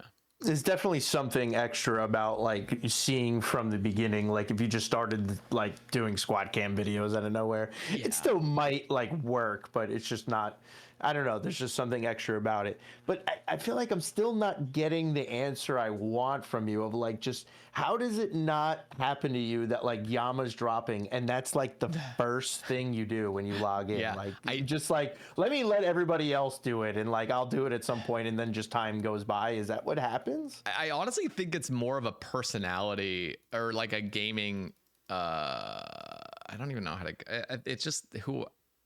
I get anxious over new updates. Whenever anything new comes out, I immediately am like, fuck, like I have to learn something new. God damn, like it's exhausting. It's legitimately like an exhausting experience for me. I think it's because I just get so anxious about like, and I used to get really anxious on Sae Bae about it, because there was that sort of mindset of like, okay, I need to like stay up to date with everything. I need to make sure I'm aware of all the things that are going on. So I'd be browsing Discords and browsing like the new metas and asking my clans about what the fuck's going on. But a lot of it wasn't because it was like fun necessarily. It's just because like I felt like I kind of had to, like I need to stay up to date. Really? I need, because I'm like, it was sort of like intertwined with content creation, where like, even if I didn't really care that much about doing the content, I still wanted to be able to talk about it. And I knew I was gonna have to stream and people would ask about it. So I wanted to be prepared. So a lot of it was that, but almost every update minus Nightmare, I've always taken a back seat where like I won't even stream the first week, because I'm just like, fuck that. Nightmare release has a legendary clip from you, like getting it. Dude, speaking of Nightmare release, that the fucking dash attack, like that's the kind of shit. That is the kind of shit I was thinking about with the randomization raids for it. Just jump in and like have some fucking dashing, and your whole teammate gets wiped out. All of them get wiped out. Like that'd be fucking funny. Yo, that shit was way too like, you had like one tick to get out of there with that shit. If you happen to be in the middle of that path, the 5 tile thing, if you were in the middle third tile, like you were fucked. There was no getting out of it. That one shot you, I don't remember. Like basically, I think it was 60. It must have. I think it rolled between like a 50 and like a 70 or something, just out of control. Oh, what a flop release Nightmare was. I mean, it like through the years, it's kind of like molded towards the game, and it's been like getting better and better. But man, when it first came out, it was such a fucking bust, in my opinion. Like, if they had simply cranked up the drops by like, I don't know, 78 times what it was, then it would have been maybe decent. But I don't think the fight just really isn't. Like, I don't know, when he had like 2,000 fucking dog shit. It's just pure dog shit. Yeah, just sitting there, just slapping it with the bludgeon, like 2,000 health or whatever it was. Like the fucking noises that it makes, the it's like, dude, I just want to. I grinded that shit for 9 months straight. Like I was pulling like 10, 12-hour days some days, and it was just hearing that noise. God, it was so frustrating. Never wanted to turn it off. And the word, I almost wish people understood how much worse it was back then, because people do normal Fasani's Nightmare these days and they're like, oh, Nightmares, it's not the worst, it's whatever. But like, dude, the kills were like 17 minutes long. It was like a Chambers raid. No, it was a full on, and this was with like max gear and everything. I was still end up getting like when I first started, it was like 23 minutes. 23 minutes using a fucking bludgeon, soloing the shit. And any sudden mistake of getting melee in the face, just throw 20 minutes down the drain. And then after the end of 23 minutes of fucking killing this thing, you have a 1 in 100 chance, a 1 in a fucking 100 to pull something, and it was always a goddamn nightmare staff. Always that. And there were multiple times when I was first grinding where I went like, 280 dry. So, just a casual 75 hours of just fucking, and then pull another duplicate nightmare staff and just want to kill myself. It's fucking horrible. Yeah, maybe when Nightmare came out and you did that one right when it came out, that killed all the releases for you, maybe. I can't be doing this. I don't know the toll it took on me, but I do know, like, legitimately, I remember calling my dad like probably 4 months into the grind, and I was just telling him, I was like, I'm actually like, I feel like I'm actually like becoming more depressed. Like every day I wake up and I play this stupid ass boss, and like I'm no closer to getting the fucking thing that I want, and it's just pure agony. You couldn't quit at that point. And my dad was just reacting like you. Like my dad is just a fucking goofball, so he's just laughing at me, expressing all the misery I've been experiencing. And little did I know, I had like another 5 months of it, of just pure hell. Yeah. But what about like if Raids 4 comes out? You got to be doing that day one. You're not going to wait on that, right? No, the thing is, I will. Well, here's one of my issues right now is I'm slowly falling behind. So Sae Bae, yeah, has Blood Torva, has all this stuff. Basically has everything up until Wild Gothic Sleeps. So Wild Gothic Sleeps and beyond, like I don't have any synapses on Sae Bae. I've never done Yama. I've never touched Doom. Never touched any of the shit. I don't even have the fucking Royal Titan stuff. Like I haven't done anything on Sae Bae. So if I were to go back and get prepared, like there's a lot of shit I got to do. Like, do you though? Do you need synapses? Like, Well, maybe. I don't know if there's gonna be demons in that thing, but maybe not for a raid. But I mean, I could just jump into it. You got to also see it from my perspective, where like it would just be about playing it, and that's not enough for me. I feel like RuneScape, so much of the driving force is the progression of it. And I know that sounds silly because like Sae Bae was the most progressed, so why did you stop progressing? But it's like that whole account is tainted with an ancient mindset of like competitiveness, with the imagination that like this game is stable, and it's just not. So you will not go back like that. You just can't even like fathom the idea of playing on that account. No, I can, but I can't force myself to. And I've tried. I logged in a few times over the last year and a half, and it's like every time I log in for like more than an hour, I'm just like, all right, I'm bored. Like I look at my bank, it's just loaded with shit. There's so much stuff on it, and it's just like, it's almost daunting. It's like I have these very, very few grinds to do. And once I do that, it's like, okay, my gear has not gotten any better because I already have like all the really good stuff. So me doing these other grinds doesn't really feel that worth. I mean, obviously getting some of the items like the delve boots and whatever else, like that would be great. But it just gets to a point where I'm back to where I was. And then it's like, okay, what's the point of playing the account now other than just raiding or just, fucking around? And I don't collection know. log isn't the goal for you anymore. Like, is that really what it is? Once like, you hit 1200 something collection logs, fucking hell, collection logging is just pure agony. It is just, you're doing the most stupid grinds like Castle Wars and Trouble Brewing and all this other crap, and you're just like, why am I doing this? Remember when I told you I've been doing a lot of pocket gaming at work? Yeah. I did Castle Wars AFKing into Trouble Brewing back to back at work. Christ. It was like 4 months, but yeah, I green logged it. It was really, but it was all AFK, so it was whatever, but yeah, wasn't too bad. I don't know. Like, let me ask you, like, something. I mean, do you care at all on Travis 42 to grind skilling? Grind skilling? Do you have any skilling goals, like at all, like whatsoever, or is that just never on your mind? What's funny is, I use the scythe so much, been 200 mil strength. And like nowadays you want to use like Oath Plate or whatever, Oath Plate top, bottom, and Torva Helm and be on strength, right? And that's the best DPS. But, I somehow hit 100 mil attack, and I was like, it'd be kind of cool to get 200 mil attack. So I don't know if it's like a skilling goal. That's like XP. Yeah, there's like that XP goal, but you're getting it from doing the stuff you actually want to do? Like, would you have any desire to get any like non-combat 200 mil?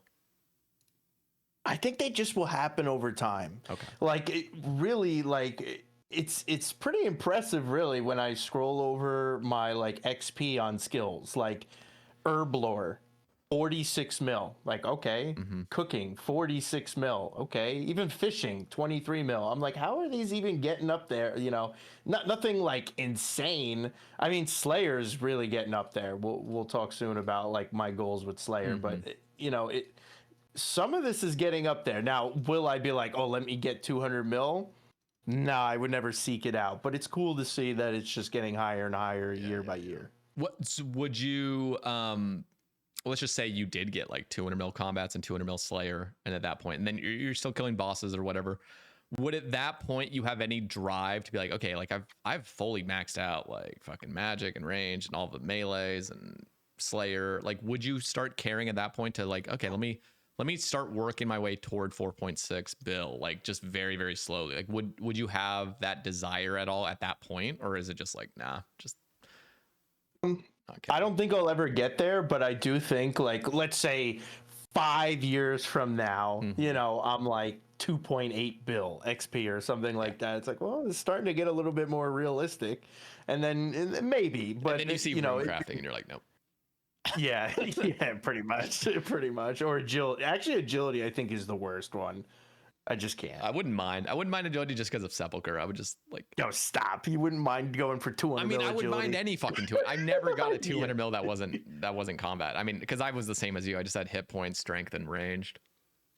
Yeah. I mean, I was working my way towards skilling. I did enjoy it, but I didn't enjoy. And I always wonder, and I would love to ask you this, but I know you haven't really been like creating content lately, but because I always think like how much of your gameplay at any point in content creation was sort of audience captured, like, so like you're doing this because you know your audience wants to see it, or like you think your audience wants to see it, rather than it being what you really want to do. Did you ever experience that?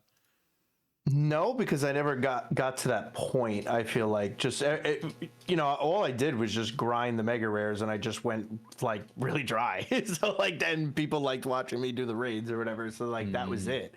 There was no like, you know, it didn't get to a point where like I had all the stuff, didn't know what to do, and it's like, well, I'll just do this because this is what everybody watches me for. But that probably was coming at some point. Maybe that's why, you know, the start of the decline in terms of like maybe this isn't as fun anymore because I have all the stuff that I wanted to do anyway. Nowadays I would only ever click the button to like go live or something like that if I have something to show. Right, like, and I feel like there are a lot of people that are like that, like Noob type. Like he doesn't really stream, but then like he does when it's like he's gonna do a challenge or something. So I kind of look at it like similarly. Like you've probably heard a little bit about Scott VC every once in a blue moon say something about Zammy and Travis 42 method. Oh yeah, I heard that. Yeah, so essentially I'm going for everything Slayer. Everything. If you can get it through a Slayer task, that is my goal, to have the full Slayer log completed. You know, Krill pet that's not like Slayer, but you can get it through Slayer. So anything, I want to be where like never I'm influenced by like, oh, well, I shouldn't do that because I should do it on task. You know what I mean? I hate that idea of like you should do it on task. So I want to complete the Slayer skill, essentially. So one of them was Zammy. Every time I got Greater Demons, I did Zammy. And just, you know, these grinds of thousands of kills of these things, you know, makes you every now and then like, can you innovate? Can you make it faster? What can you do, right? And God Wars has a very easy, like, the room, Casey, is the problem. Like, if you could go in and out of the room because the boss respawns right away, that pretty much solves the whole problem.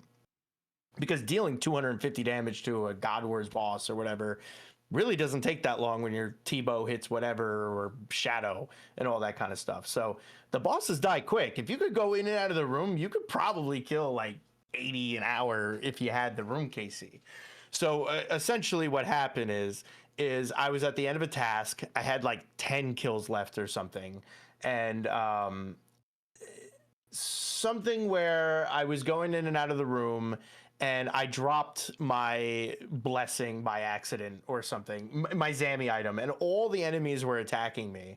And I thought, what if you just like rounded them up really quickly and barrage them? Because you could like barrage like 9 things at a time. Yeah. And the imps that are spawned around, could you create a path where you leave the room, you kill like 3 or 4 imps, and in the meantime of doing that, because you're not wearing a Zammy item, all the NPCs are attacking you, could you then like do a quick little like dance thing and round them all up, kill them all, and get back in the room?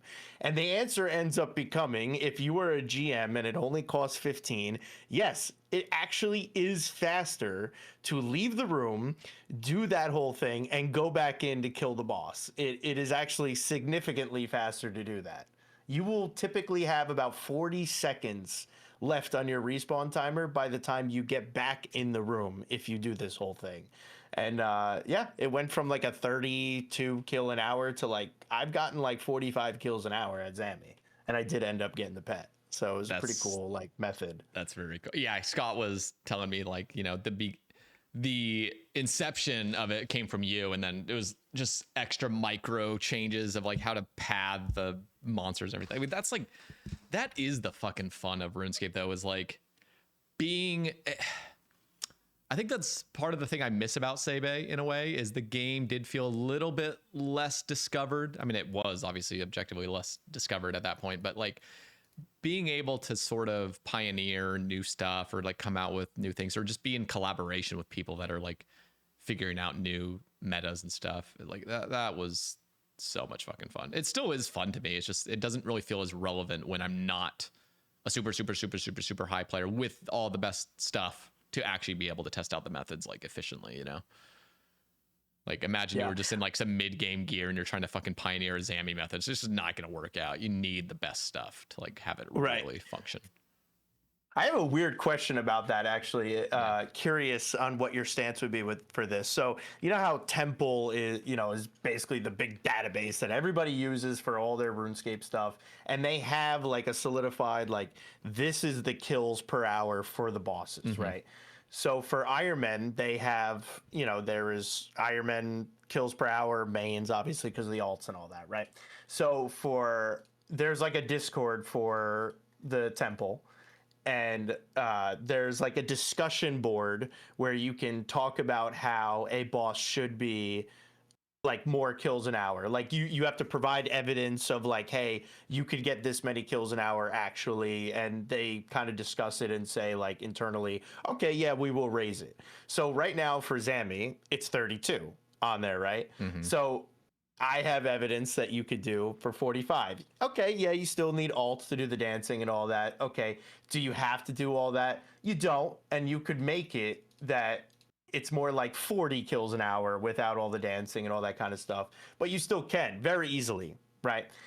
But here's the caveat. Grandmaster is required because it's 15 room KC. So do you think that they should keep the kills per hour that it shows for Zammy at 32? Or is it like, hey, if you want to be efficient, you have to be GM and you can do this amount of kills per hour? Like, should it be changed or should it stay the same? Like, I don't know. It was like a weird discussion that we had about it. That reminds me of the discussions that were had with just like EHP raids for Ironman, where they always, basically all EHP rates, which are supposed to be like the most efficient rates, this is like a back history for those listening, like they would come out with a specific EHP rate for every skill, and that was never the very top. It was always a little bit lower than what the actual sweatiest thing you could possibly do would be. So I think like Granite for a long ass time was like 120k. I think they eventually raised it when the double mechanic became very, very like clear about what was going on and how to get like 133k. But for a long time it was just that, and people would get higher. But they've always lowered it for skilling because there's just so much that can kind of be changed, I feel like, long term. And they never want to hit the very, very, very, very, very, very top because it's just unrealistic to maintain. So to answer your question, I would say yeah, it should be what your lowest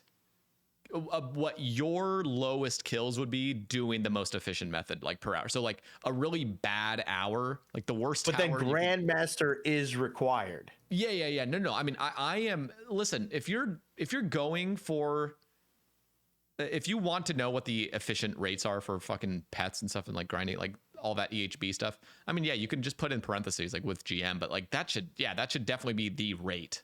I don't feel like in any situation you could be getting 30% more, or 20% more kills per hour than the EHB rate. Like that just feels absurd to have no other note that's saying like, okay, by the way, this actually isn't the EHB rate, but we're, because not everybody has GM helm. I would say if you are maximally getting 45 kills and a really bad hour of you not paying as much attention, maybe like 42 kills or something, like I would just say, well, yeah, 42 for Travis 42. I would say 42, like that would be, there you go. That would be like the number I would set on, where it's like, you don't have to giga fucking sweat, but you still have to do the efficient method. And that becomes the rate of like a, yeah, I think the 80% or 90% of it, that's fine. It's just what was the main discussion point is the fact that you had to have that helmet, and if not, it's just completely off the table. There's no cutting it halfway. It's just, no, you're fucked. Because I mean, it does affect everybody's, like if you go on your, your temple or whatever, and you wanted to know like your EHB, like everybody's EHB for Zami would then like be changed. Like if they did change that. What did they decide on? Did they just keep it at 32, you said? Yeah, they just kept it. Oh, 30. Yeah, I mean, I'm even okay with that, low key, in this particular situation, just because it is such a rare thing for the helmet to be. It's the first time it's ever come up. Is it actually? But you could do it at other God Wars, right? Like, have you guys tried it at? Well, I guess the only other one would be fucking Bandos, but so Bandos doesn't work. Stay in the door. Bandos doesn't work the same. It is not like the same kind of like the NPCs are bigger, so it's like almost it's also like very weird. Yeah. Okay. Zami is just like the perfect, like there's the imps that you get a couple, and then the like boss, you're not really generally everything just worked out for Zami to work. Like Arma, it wouldn't work. Sarah, there's not enough NPCs. Zami, it just is perfect. And in almost any other situation, any sort of like item that's really rare would only increase something by like maybe 10% max. But the fact that it's pumping it up by like 30% or whatever, 40%, like that's crazy. Or no, 50%. That's 50% more, because like basically 30 to like 45. That's a fucking huge ass difference. So yeah, that is a weird situation. I'd say it's okay if it's 32, and then anybody that's benefiting from it, just there you go. There's your little extra cookie. I guess so. So let's jump back to you playing on your hardcore. I want to ask, like, if you think about the grinds that are coming up, and you haven't done Doom, you haven't done Yama, but you know that these are part of the metas and all that now, like, what scares you on the hardcore? Like, are you going to be nervous for anything? Like, if you die, what are you going to do? Like, and all that kind of stuff. Yeah. So there is a couple options. So I was actually talking about this on the last cast with Randalicious. It was in the exclusive segment. So my girlfriend and I will probably be making like a group GIM series, like a duo GIM series, because we've already made the accounts, and she's been playing it. I haven't. I've been playing my hardcore, obviously, but we plan on moving in together, and at that point, that's where we would like genuinely start making a series of this GIM that she's already been grinding on a lot and stuff, and I'll be grinding on it eventually. And so that's sort of a plan. And then there's also I still have the account Seder, which is a fucking hardcore that has like 1,800 total, I want to say. And it's an account that's like 9 years old. That hasn't. It was the account someone that got banned, right? And it's still alive. Like, it's still a hardcore. It's got a Dragon Warhammer, got a Fury, got like some. I think it's got a DFS.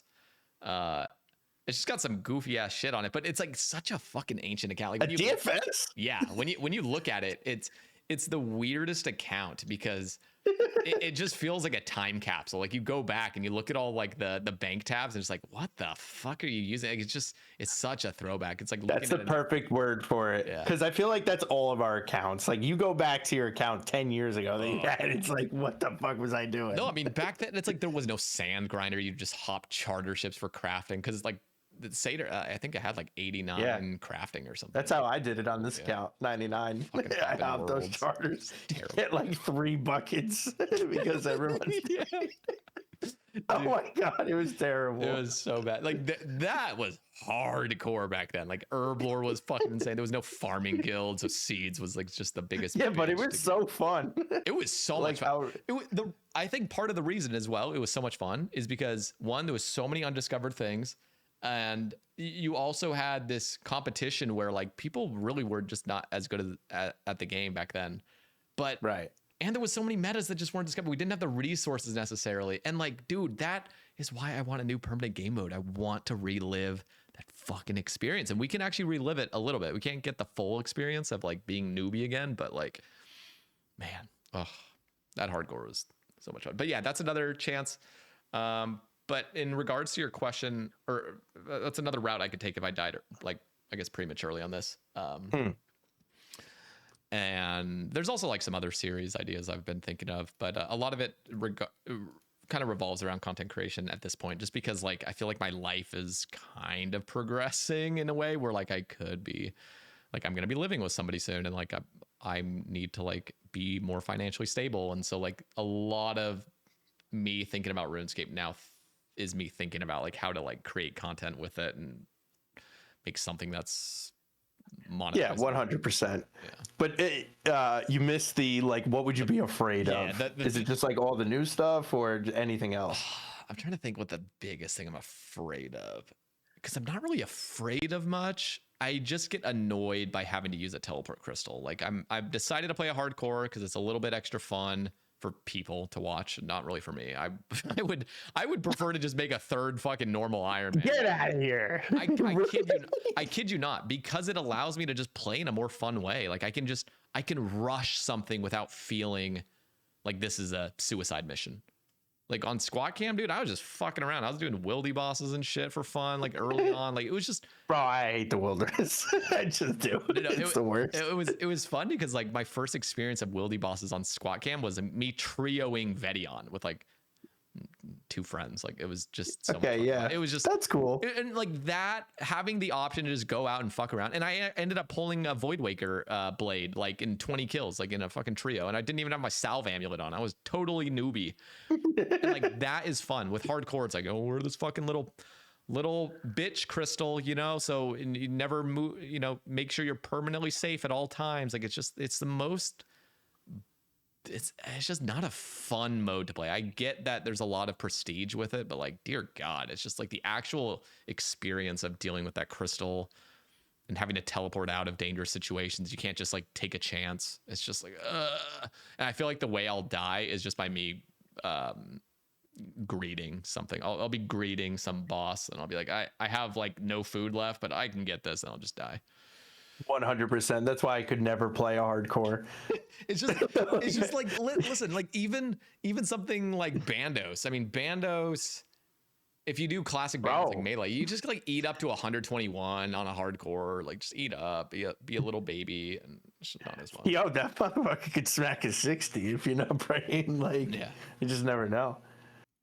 Yeah, but doing like the 4-0 or not 4-0. Is that even like 7-0 or whatever with the door alter method, and you just don't have pray melee on because you're trying to be a baller and save prayer. Like legit, that's a brilliant example of like when I was doing Squat Cam, I was doing 7-0 with a fucking ACB, like trying to get my Bandos, and yeah, I'm just praying like range, and like I'm okay now. I'm down to 45 health. If I made any slip, it's just right, like I can't do that on Dirk Steel, or else it's like suicide. Yeah. It's like you just and that's not fun. Nobody wants to play like that.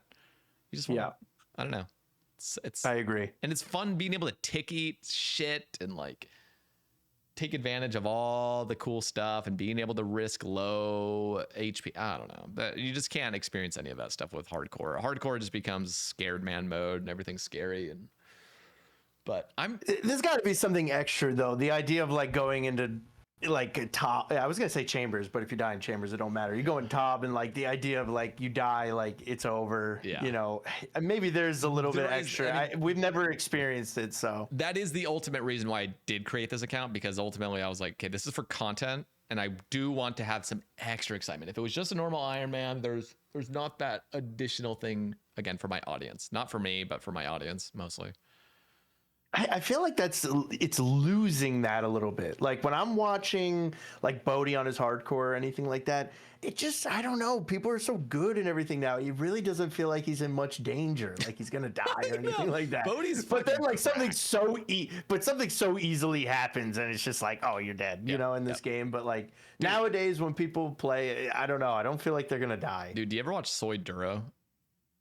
He pops up every now and then on my Twitch. I do click on the stream. I haven't really been watching Twitch as much, but and I don't even really watch his content. But whenever I pop in, all of a sudden he has a fucking hardcore that's like 700 days progressed. Yes. I don't get it. Yeah. Like, is he having like, are people playing his account? Like, like he must be playing 20 hours a day and going uber efficient. Like, I swear to God, I thought he died last week, and he has another account with like 3 T-bows on it. Like, what the fuck? How? Yeah, I don't know what's going on there, but I have experienced that where it's like, okay, he died, and like a week or two later, it's like, all right, well, where is he on his account? He's he's at Toa already, like grinding Toa. Yeah, like 500 it's like, Toas. wait, he's got a fang? It's like, what the fuck is going on? That's what I mean. It doesn't, I don't know. There's something, it's losing it a little bit for me. Yeah. A little bit. I mean, there is so fast. If you choose the fast route, if you choose the efficient guides, you can make an account and progress it hella fast if you're willing to just suffer through a like a guide, you know? Ah, yeah. And there's so many of those now. I don't want to do that. So my account, like, in a weird way, when you look at the stats, it's all over the fucking place. But like, I never go for guides. I'm always just a free flyer. I do whatever wherever the wind takes me. I'll just go do that grind. There's no point of people making these guides. I feel like at one point someone's just gonna put it into like ChatGPT, and it's just gonna be like, okay, this is exactly what to do, like tick by tick.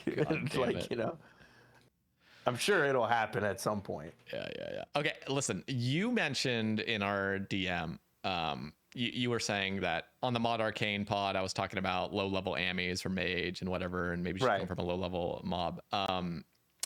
And you had a fucking brilliant idea, which was, why not add little upgrades to these early game, you know, jewelry things to like low level Slayer mobs that have fucking nothing to offer. And you mentioned Infernal Mages, which is brilliant. It's a goddamn mage that can add an attachment to the Mage Amulet, which the Magic Amulet right now just has 10 magic accuracy and nothing else. And it's like, why, if Infernal Mages, like you said, like had like a drop that had a little imbue for the Magic Amulet, give it like +2 magic damage. That'd be so cool.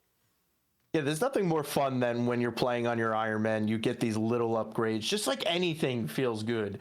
And it's funny because I'm listening to this, I hear you talk about it, and I'm like, I told you I have this Slayer like goal of everything Slayer related. And funny enough, I don't have the Infernal Mages drops. You know why? Because nobody kills these things. Yep. Even at a low level, nobody ever. There's no reason to them.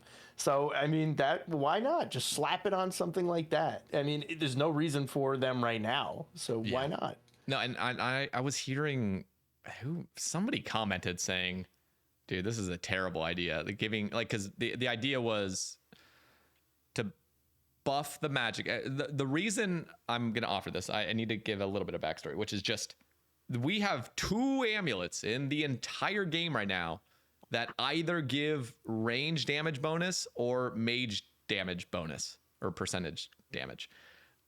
And that's the Occult and the Anguish. Like, that is fucking it. There's nothing else until we get the amulet of whatever they're calling it, the Necklace of Pursuit, which is weird name for that. But and then eventually maybe we'll get another magic. But like, that's insane to only have 2 and only 1 per style. Like, that's insane. And when you look at melee, it's like you got the fucking strength. Yeah, you just need a low level version. The glory, the fucking torture, the everything. Like, everything's melee based.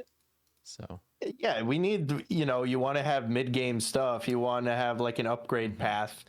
This is a perfect way of like, hey, it is ridiculous that you have to get 93 mage just to get any mage damage out of that slot. Like, that's ridiculous. It is insane. And the guy that commented was like, he wants to offer +2. Like, that's fucking an insane buff. And I'm like, no, it's not. It's literally a nothing. It's a nothing burger. It's a fucking nothing burger because when you attach +2 mage damage to the fucking bullshit that you're rocking at level 45 combat, like, it's not doing anything. It's like, it's not, but it might give you 1 extra max hit in a certain situation, which is good enough. And I feel like anybody that's basing it purely off percentage of like, oh, Sae Bae wants a free upgrade that's +2, bro, it's not a +2 that's a new best in slot. Like, if it was a best in slot +2, that's all of a sudden any bit of damage that you're already maximally getting, and now you're getting a +2, that would mean something. But if it's anything lower than what's already the best in slot, it's like me is saying if fucking Addy Boots got +2 strength, like somebody flipping out over like, oh my god, like that's +2 strength, like that is overkill, like that, no, that's insanity. It's like, it's not doing anything because there's already stuff that's better than it. So anything that's in these mid-range like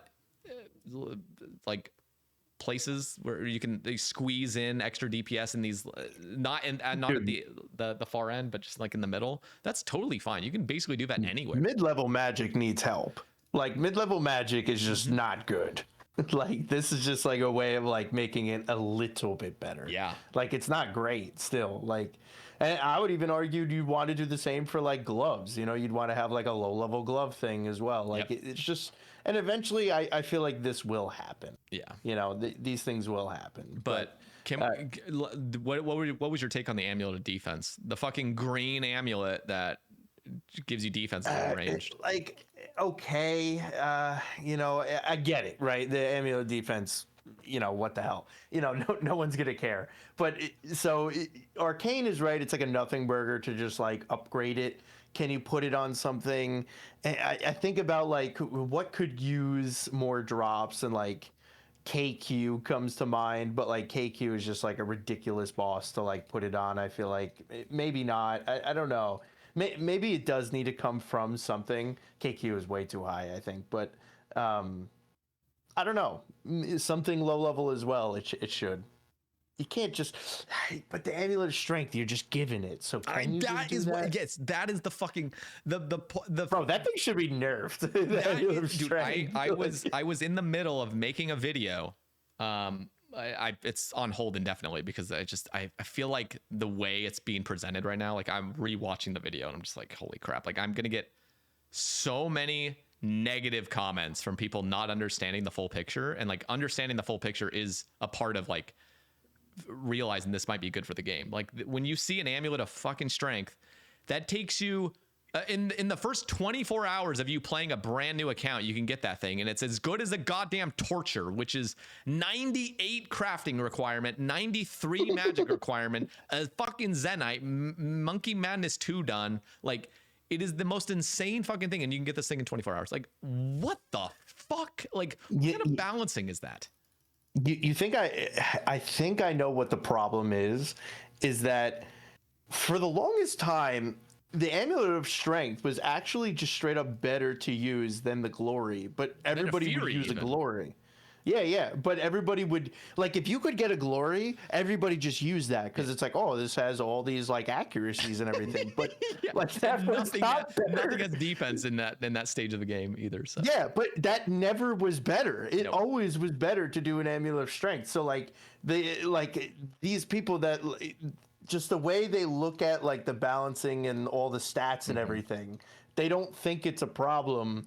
I'm not necessarily even saying the Amulet of Strength is a problem. I do think it's out of balance. It's out of balance for sure. It's a problem, but there's ways to, so and I'm thinking even broader. Where like, okay, how does this affect free to play? Like, free to play, all of a sudden you're losing a max hit. If you were to, because in my opinion, the Amulet of Strength should be a melee amulet. It should be a red melee amulet that is. It can still be called the Amulet of Strength, but give it a little bit of accuracy. Maybe give it like 5 on stab, slash, and crush, and then just make it like +6 strength. So given the same as Glory, basically. Glory would have a little bit more accuracy. So upgrading to the Glory actually means something for melee, and it could also mean something for range and mage, but that's a separate thing.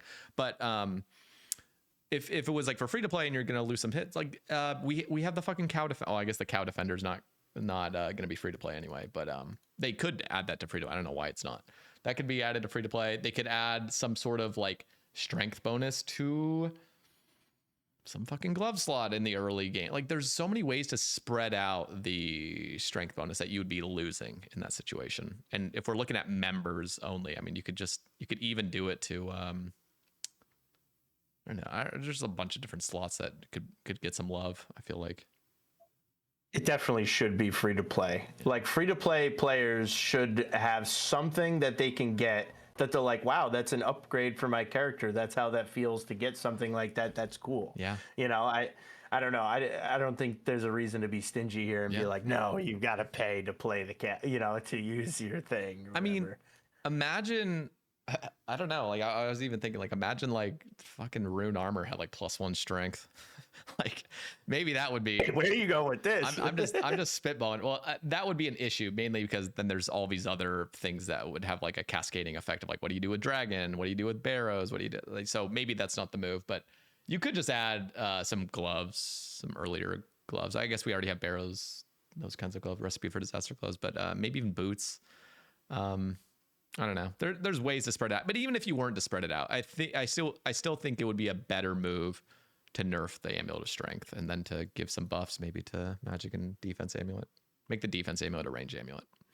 Kind of feels to me that if you do have the Amulet of Magic, Amulet of Range, Amulet of Strength, and the Glory, like I get the idea then the Glory is like the tribrid one, but it feels like really the Glory would not be good.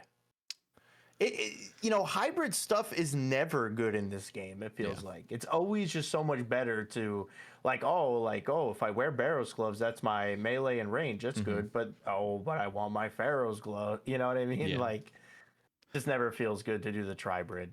Listen, let me just show you some of these graphics that I had actually produced for this video, and I just want you to like, kind of see what I'm talking about here. So I'm gonna pull these up. Let me like link these. Updated.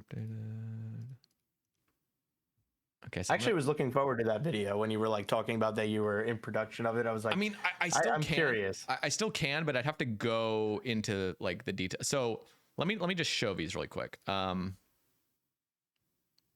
gonna pull these up on my end, so just get it looking all nice. Okay, so I'm going to start with the Amulet. So the Amulet of Magic, you could see, like, these are the updated stats of what I wanted to see from it. So, and again, this could come from an attachment from like Infernal Mage or something, but Amulet of Magic, it's the blue amulet. It's the beginning blue amulet. It should have some effect. Listen, if anybody right now is looking at the stats of this and seeing the +2 magic and having a terrible reaction to that or feeling really uncomfortable, when have you ever on any early game account equipped a fucking magic amulet when casting any magic ever? Like, it just never ever crosses my mind to wear a magic. I'm wearing my fucking games necklace to teleport around and I'll just cast airstrike or whatever the fuck. If you came out with an amulet that maybe even, it probably wouldn't even give you a max hit in most situations, but at least it would give you the fucking placebo effect of feeling like maybe there's a chance if something's weak to this element, it might actually proc an extra max hit. Like, that would be cool. And I feel like that's a really good balanced amulet. Again, it could come from an attachment. I do like the idea of an attachment to it. But even if it wasn't, even if it was just make an Amulet of Magic and this is what the base stats are, that is no problem for me. And it would encourage you to actually have some sort of gear loadouts. In the early days, no armor fucking matters at all, ever. It's just weapon. It's just use your goddamn weapon. And that's sad. Like, it's just sad that like early days is there is no meaning to any armor, anything until you hit like moons stuff, basically. Anyway, and then Amulet of Precision was the range one. That's the +10 with the +2. And I included that one.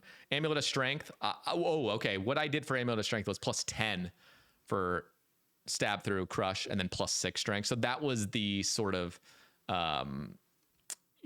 whatever word I'm thinking of, Nerf. yeah, the sort of like way to balance it without a full nerf. It's like, okay, Amulet of Strength already doesn't have any accuracy, so what if we just added some accuracy and then actually just nerfed it by a max hit?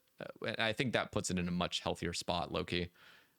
And then there was Amulet of Power. And Amulet of Power, what I decided to do was make it a sort of lesser Tribrid amulet. So it has +4 strength, +1 range, and +1 magic. So it kind of like is a combination of the 3 very, very lesser amulets, the Sapphire, Emerald, and Ruby. So the Diamond is just like a lesser combination of that. And then the Amulet of Glory is the one that then gives everything that the other 3 lesser amulets give all in one. So the Amulet of Glory legitimately becomes an amulet you're actually seeking. It becomes something that's actually worthwhile getting. It's a Tribrid thing that you can use for all 3 styles, so it feels like a really solid upgrade.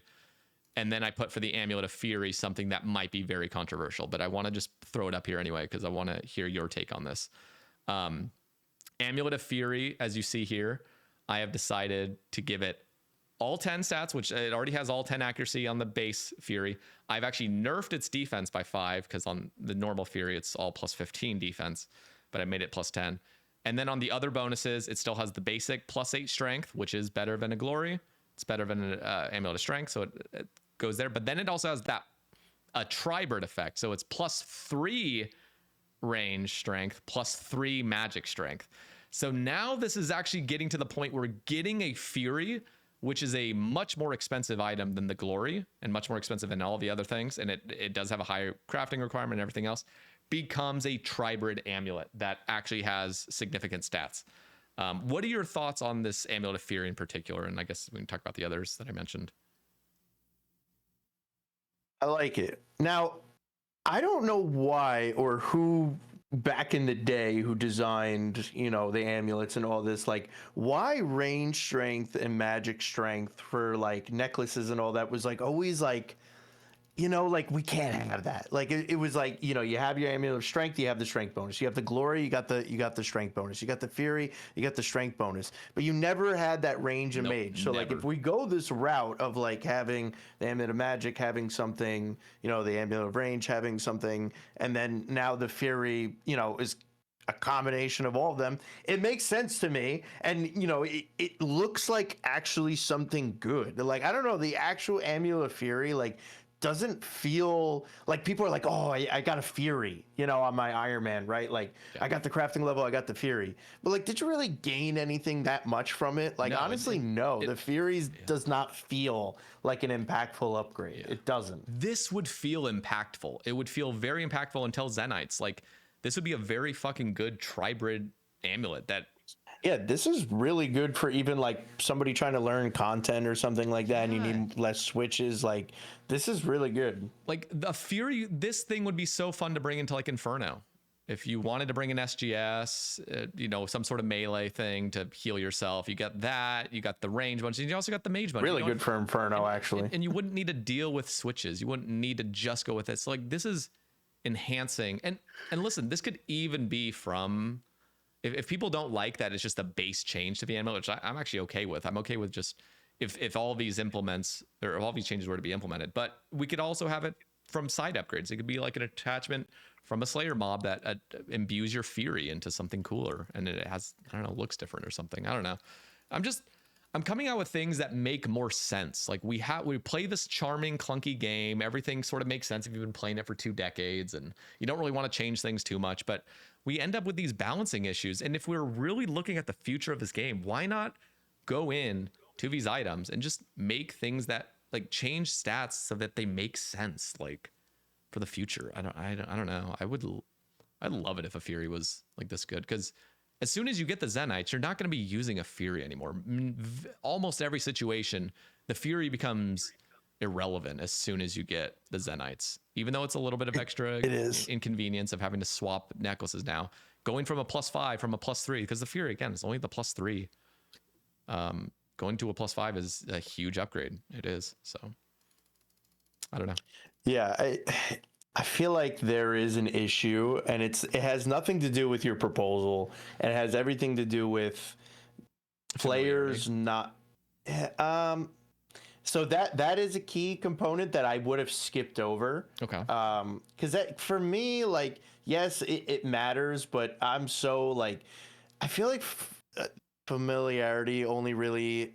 The problem with that is like when you take a break from a game and you come back and, you're like, everything's whoa, different. this is different. Yeah. Yeah, that was me coming back when Zaya first came out, and I was like, yo, what the hell? Like, I was looking for books, and I was like, yeah, no, this ain't for me. When Zaya first came out, like, yeah, that was rough, right? So, like, I feel like that only really matters to returning players and stuff like that. People that are, like, intertwined and play this game religiously and all that. I don't know if it matters too much about that, but I feel like players really don't, and I hope no one gets offended by me saying this, but most players really don't understand stats like to their like core, really. Yep. Like, yeah.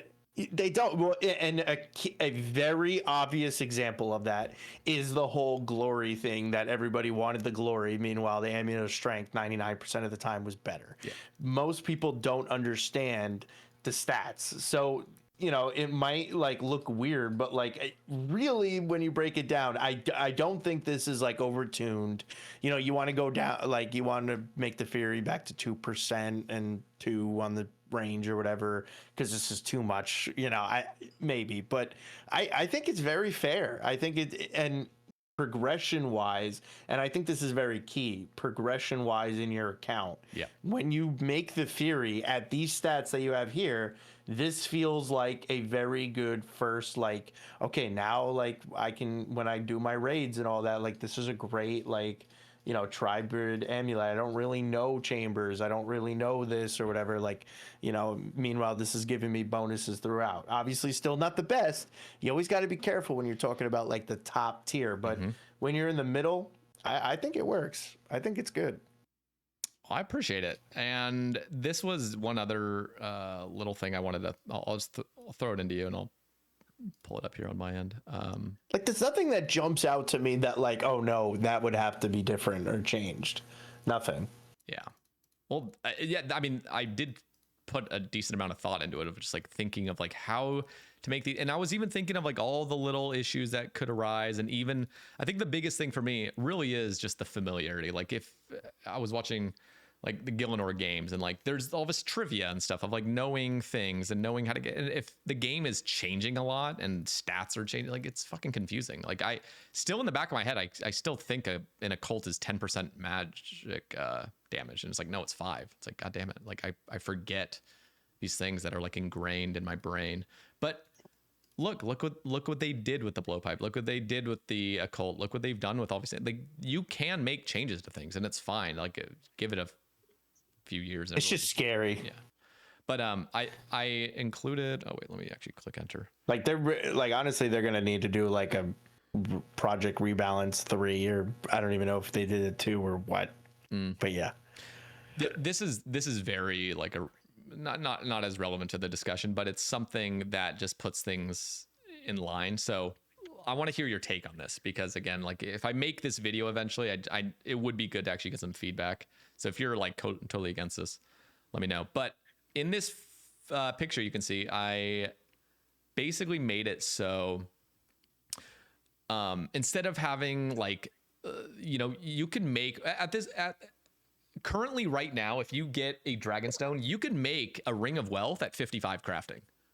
Yeah. And then you can't make the amulet until fucking 80 crafting. Yeah. It's the same materials. It's just a different mold. Why is it 25 level difference? Like I do not understand. And it's just what the game has always been. It's just everything is all over the place. I even find the same thing with smithing. The fact that like all rune stuff is not just one level. It's just very bizarre to me, but we'll skip that. I'll just focus on crafting. But maybe because you're using multiple of them. You know, like you have to use 5 rune bars for the rune plate body. Maybe that makes sense why it's higher level. But then in this, I'm assuming where you're going with this is you make everything at 60? Yeah. So or what are we saying? The reason, and these levels could be adjusted slightly, but the main theory behind this system right here, and I'll go over it kind of, it's basically like as soon as you hit level 5 crafting, you can make anything that requires opals. At level 10, you can make anything that requires jades. At level 20, obviously everything that requires sapphires. 30 is emerald, 40 ruby, 50 diamond. It all goes in this very nice clean order where levels just intuitively make sense to players now, where it's like, okay, I hit this milestone, I can make everything. There's not some fucking huge ass. Listen, I'm just gonna pull this up on my end because I feel like people don't understand how crazy the crafting tab is. You go to jewelry and you scroll down, it's all over the place. Like you can start making Dragonstone stuff, but you still can't make a diamond bracelet. Like what? Why? So I have a little pushback on it. Okay, let me hear. So what about the in-between levels though? Do those not feel as like, so when you're going 60 to 70, right? Like you're not unlocking anything. It's just once you get to 70, you unlock everything. Yeah. Once you get to 80, you unlock everything. So like going from 80 to like 84, you didn't get anything. Yeah. So is that just like a problem with crafting in terms of like everything feels like it's all jewelry based and everything else crafting wise? Like there's so much crafting stuff, weaving, armor, spinning, pottery. It's all bullshit. Really. No, I mean, this is, and again, like this is, if it were up to me, I would clean up a lot of this stuff. I mean, even stuff like black dragonhide, like I would say there should be a level to craft black dragonhide stuff. And that's just it. You can make the van braces, you can make the body, you can make the legs. Again, this might just be my own fucking OCD or something, but I don't like how the current system works. And I'm not going to lose sleep over it, but this is just like spitballing. It's like, or actually beyond spitballing, this is like really theory crafting. Like how can we make the game feel a little bit more like structured, like slightly just, I feel like this would just make more sense. Like if we were to go from what I'm proposing to what we have now, everyone would be like, what the fuck? Like, why would we do that? Why would we make everything super confusing and jagged and everything is like overlapping and stuff? That would be a bigger issue than like cleaning it up, in my opinion. But to answer your question on like jumping from Dragonstone to Onyx, first of all, let me put into just perspective how crazy of a change this really is. So this would obviously come in conjunction with the other changes that I suggested, which is like the Sapphire, Emerald, and Ruby amulets are like the 3 different styles of the lesser tier amulets. Then at level 50, you can kind of make a Tribird lesser version. And then at level 60, you are basically just getting the power of those other 3 lesser amulets. So it's not like the glory really means as much besides just the teleports at that point. And I don't think level 60... that is a big change, and it could be raised if we wanted. Like we could raise it to level 70 or whatever that people would want. But I tried to find a good level where it still kind of makes sense. And I honestly don't think that would be that game breaking for Ironman to just be able to get a glory slightly easier. And then Onyx obviously goes to 80, but you could boost at level 75 and just make it Onyx at that point if you had the money for it. And then level 90 is for all Zenites. And that means at level 85, you could boost for all Zenites. And what that ends up allowing is for extra space in crafting. So the Amulet of Rancor could actually be a level 95 requirement. Like, so that becomes the really giga thing. And then the amulet or the necklace of pursuit that's coming out, the new ranged amulet, that can have a super high requirement. Because what we're seeing now is because we filled out the whole fucking space, we're now adding it so the Amulet of Rancor is level 86. Like, huh? Like, yeah, I don't understand what's been going on with that stuff. Because they stuffed it all the way to fucking level 98 with Zenites. If we could just cut it off at level 90, that would add additional room. In fact, in 5 years from now, we could have Zenites Plus. We could have a new fucking mob that is like level 98 to craft at that point, and that would be the new Giga stuff. Like, again, I don't know if that's ever gonna happen, but like you have space.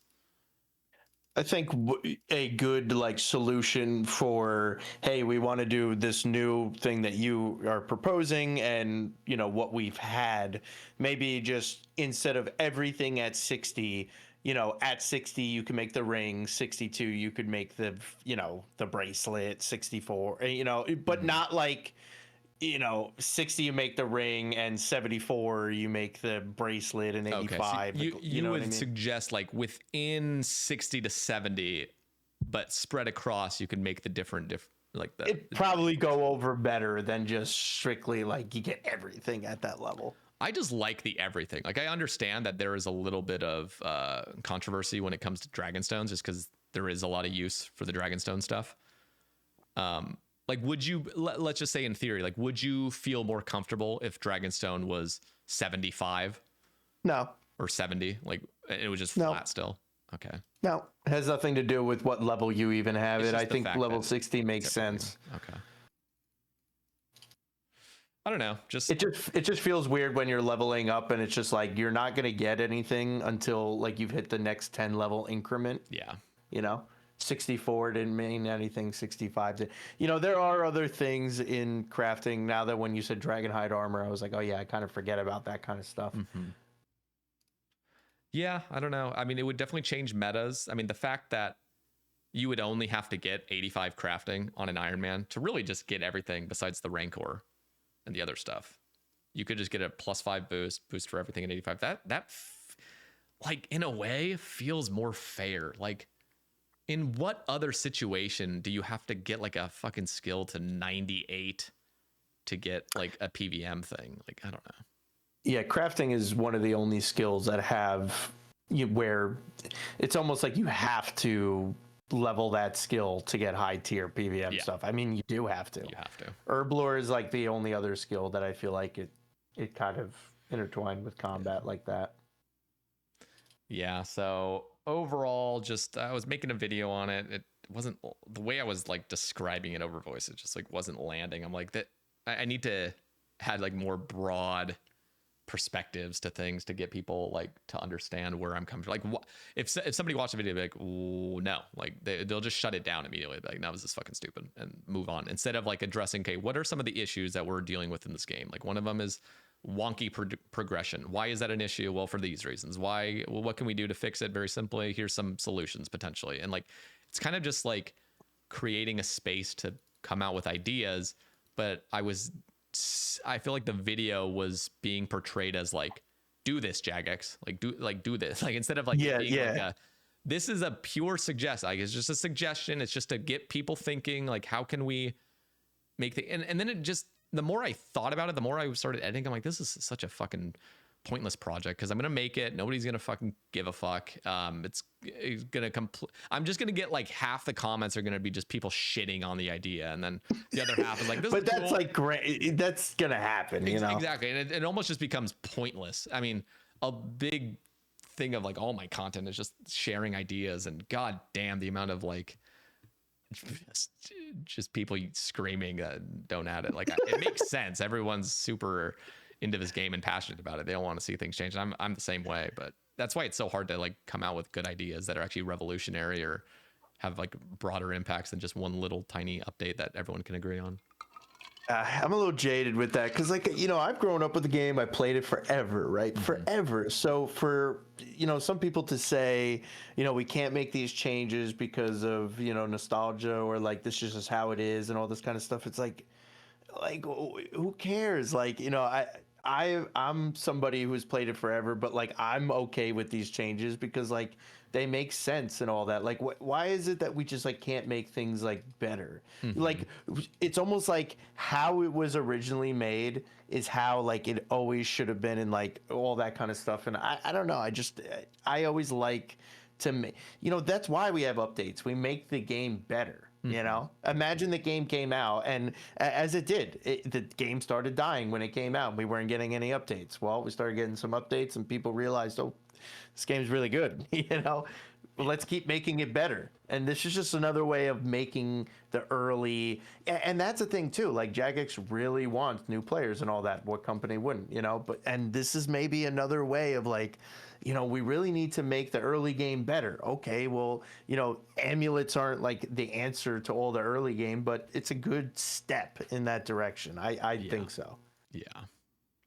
But do they care enough right now? There's so many factors when it comes to RuneScape updates. It's crazy. You know, like, you know, do we have enough push from the community? That's really what you would need. You'd have to release the video. You'd have to get enough people to discuss it. It gets on Reddit. People talk about it more, and a JMod goes, yeah, we'll write that down, and, you know, maybe one day. And then like 3 years later, they start ideating about how to implement it. And then, yeah, just takes forever for anything to get through. But this is sort of part of the space, is like, you gotta throw out ideas. You gotta throw them out. You get people talking.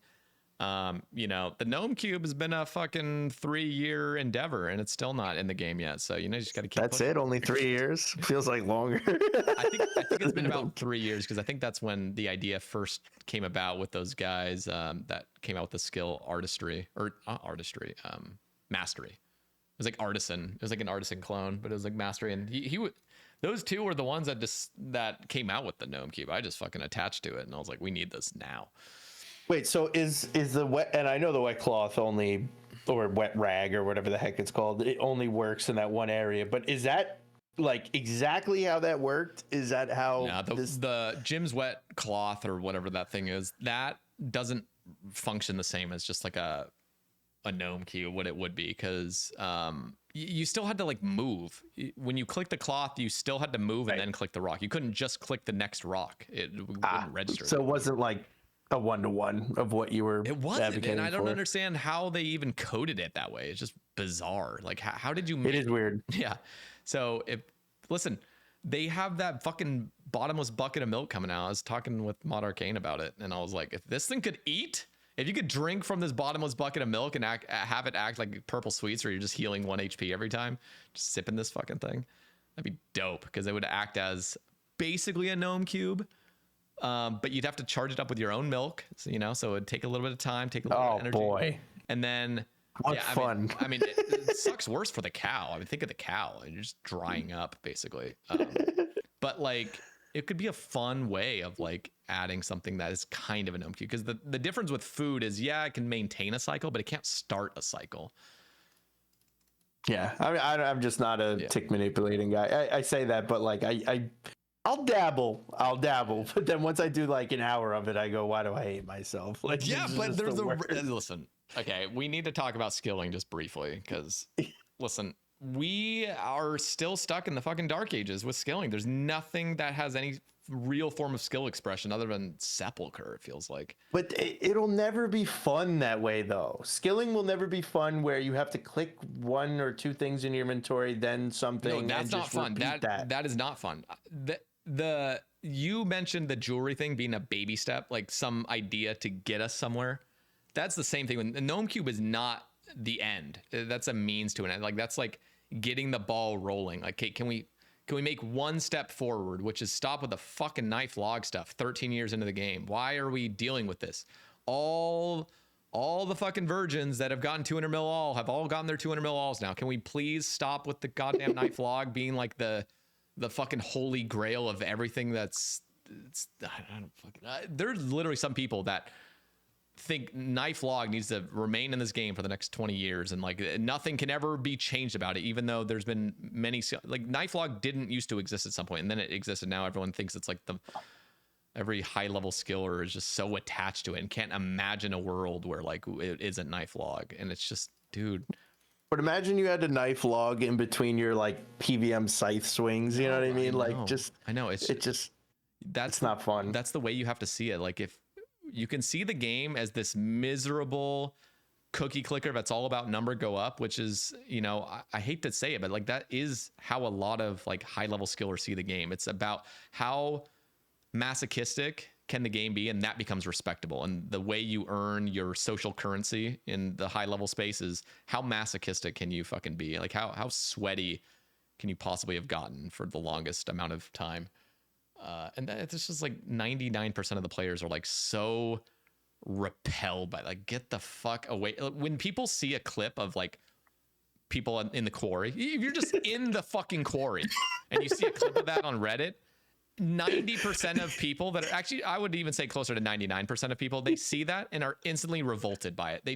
It doesn't even matter what anybody's doing there. They just see the place and they're like, anime profile pictures, K-pop profile pictures, like that's all anybody could ever think. And they think of like the greasiest guy that hasn't showered for 5 days, just sitting there with a fucking knife log.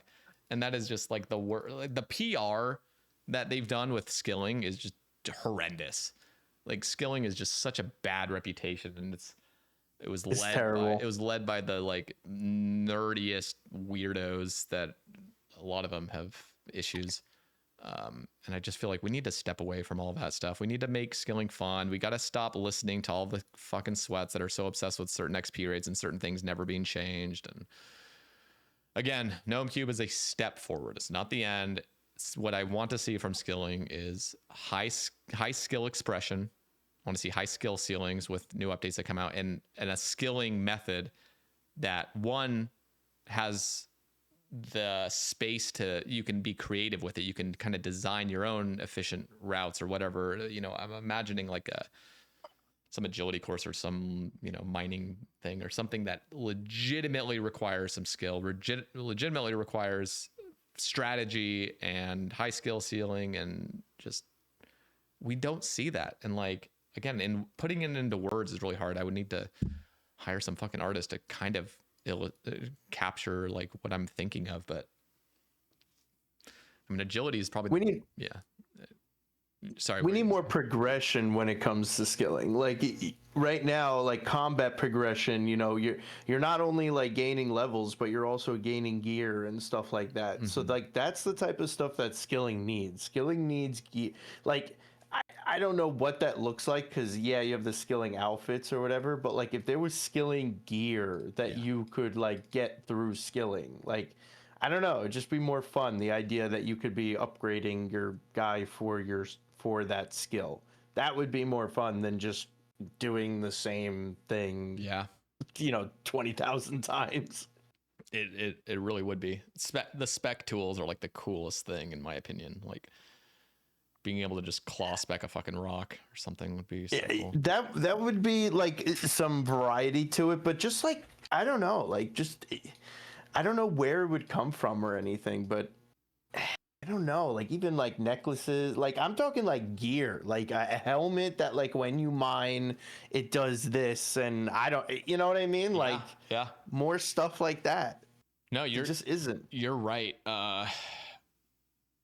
There's infinite possibilities when it comes to this, and we have just been stuck with our heads in the sand. Like we're not looking at how much better skilling could be. And I always need to add this caveat, which is like, we can still have all the skilling methods we already enjoy, all the AFK stuff that everybody wants to just get over with by not interacting with their client. Like that's cool. Like I'm okay with the AFK stuff, but it would be really fucking fun as well if there was real fun engagement, competitive skilling that's like actually fun and actually rewarding. And there is a way forward with that. That's not just a pipe dream. Like you can make that. It just takes the same thought process, the same amount of energy, pouring the same resources in as you're pouring into like these PvM pieces of content, thinking of like how to make things challenging and fun with skilling, not fucking Giant's Foundry, but just go to this station for 15 seconds and have it hammer away. Go to this station for 15 seconds and hammer away. It's like, it's so boring. They're too scared. Like what I don't understand is, so we get the new like combat stuff, you get the new PvM drops, you get the new gear, and now bosses are faster and all that kind of stuff. And it's like, okay, like everybody loves that, and that's looked at okay. But if you were to add something that like you wear, like as I said, like a helmet for mining, and like I don't know, it did something that somehow increased your XP by whatever happens, right? Mm-hmm. That it's just a problem, because now that's faster, now that's better. Like to people, why is that a problem? Like that's so dumb. Like that should be fine. Like I don't know, that needs to stop. That really does need to stop. Because some of these XP an hours are freaking slow, man. Even like 100k an hour nowadays is slow. It is. It just is. It just is. Like for me, it's never really about the XP rates. I mean, it is kind of. There's clearly a sweet spot of like the range you can get it, but man, so much more about it is like getting more XP is just fun. It just is. It is. I don't know. It's just like, it's all about fun for sure. But it's the same thing with like hitting or going up against like do you remember old Callisto when you Jesus Christ? I think the DPS calc said at one point, like I'm hitting, my accuracy was like 22%, and it was like my best shit with Vigora's Chainmace, and it was still like 22% accuracy of hitting. Oh, I thought that was like Verex. No, it was terrible, because the thing is like Callisto was weak to stab, I want to say. Maybe it was. It was either slash or stab. I thought it was Crush, because everyone was using Verex. No, Vedion was Crush. I think Yo, everybody just used to use the Verax and the whole everyone used to use that, but like I would go there with a Vigorous chain mace back then, and it was it was like 4 zeros and then a 60, 4 zeros and then a 60. It was like the fucking weirdest thing ever. But Bro, they were so tanky. That was not fun hitting 3 zeros in a row between anything. So I understand that the number go up or the XP higher. It always makes things more fun because dude, Wildy bosses were so bad at one point. Oh dude, the thing is, I actually liked them. I liked how they used to be because every single one had a unique strategy that involved not actually having to deal with the NPCs mechanics, but deal with PKers. It was fucking perfect. I actually low-key loved how it used to be, especially Venenatus. Dude, did you ever? Oh, you probably didn't have rev weapons though, did you back then? Did you? At one point I did. I did. Do you remember the Venenatus method where you literally wait for it to spawn, immediately click it when it spawns, and then move like a fucking L backward and load up your cannon? Yeah. Okay. That shit was fire. I love it. Yeah, but any other method was ridiculously horrible. Listen, Vedion had two different Vedion was all right. Vedion, okay, to be fair, you know what? I actually still would prefer old Vedion because Vedion these days is fucking ADHD man mode. It's just nonstop dodging lightning, and then you got those stupid lion hellhounds that are like the worst ever because bro, I can't even remember what old Vedion was. It was I just like can't even recall. No, it's just out on the surface, and you would lure it southwest and then do the little like 2 hits, step back and make it. Oh yes. And then there was the eastern side where you drag it east, and you could actually just lure it where you could just AFK it the whole time. But then when it would like transfer phases, when it goes to phase 2, it would sometimes glitch and step back, and so you start hitting it, and go back to its fucking safe spot again. You're like, no, and like what a janky thing that was. Oh, it was so jank, bro. Callisto had to be the worst one. Like it just was. That thing was such a disaster. Dude. Callisto was super fucking chill as soon as you got like a crossbow or even an ACB or even like an RCB. You could use diamond bolts, and the best part about it was you'd lure it into singles, which was so cool. And then your dude, if you were ranging it, you didn't even need to be up close to Callisto. You could just be way far back and just shoot it, and it would stay where it is. You would hit like 1 every 20 shots. But the best part was you could just have your mouse on the log out button. So it was just like, it was never issues with like PKers, really. That's why I liked it. It was just so janky. But listen, I will say, I will give credit where it's due. They did a damn good job with the Wildy boss thing. Like those could have been so much worse. They could have done such a terrible job, and they actually did a pretty damn good job with like making them pretty fun. Yeah. What do you think about the idea that they're allowing Ironmen more and more, mostly in the Wildy and all that? I don't know if you saw the game jam, but there was like a potential for the rev change, and they're gonna make it that, you know, if an Ironman hits something, as long as they did the most damage, they'll get the drop. Like, is this okay? This kind of stuff. I mean, if it were up to me, I'd say get rid of all that shit. Like, just stop with the. It's either like. Okay, it's like more complicated than it's not as black and white as what I'm making it out to be, but like. I don't actually mind the idea of Iron Man being able to have a chance at something, having the percentage chance. Like I actually enjoy that you can do Nightmare, for example, in a team and get your loot and have a chance of the unique drop, even if you didn't do as the highest amount of damage. I actually like that, but I like it when it actually scales proportionally. So one of the things I hate is Callisto, where everybody gets the same fucking drop regardless of if you did 1 damage or all the damage. It's bizarre. It doesn't make sense. It doesn't make sense that you would get all the stuff. It takes 2 seconds to kill Callisto in a 10-man, and then you're getting 200 mahogany logs or 300 mahogany, whatever the hell numbered, 250 I think. Why is it not like way scaled down if you just did 1 hit? It should be a loot from the boss, and then it's divided amongst the people based on the amount of DPS you did. And the same thing. I think it's like the top 10. It is top 10, but if you have 10 people in it, you can do 1 damage and get the drop. As long as you're in that top 10. You just have to do. I've never done one of those masses. Have you? I have, yeah. And they're insane. I was doing that on Squat Cam, dude. I collected like, I don't even know how many mahogany logs, a metric fuck ton of mahogany logs at Callisto. and Vedion, because it was just sit there. I mean, I would go there on my stream and do masses, and like by the time I was done, I'd have like 12,000 mahogany logs, or maybe not that many. You did it on stream? Yeah, dude. You have 10 people in there. If you see PK, just dip, or just like. I mean, I'd tried to protect my people, but like, it's easy to escape when you have 10 people in there. I was in a clan bingo and we had to get a friggin' Void Waker piece, or I don't know what we had to get, Claws of Callisto, whatever. And we went to Callisto, dude. We got housed. Like, we would always eventually get housed. We got killed every time. Yeah. Well, I don't know why it was we had 10 people, but it was a rule. It was a weird rule in the bingo that like you weren't allowed to use CCTV, so like we had no idea if anybody was coming in or not. Although like that's also like a weird thing that like you can do in the Wildy that probably shouldn't be a thing, scout bots and all that kind of crap.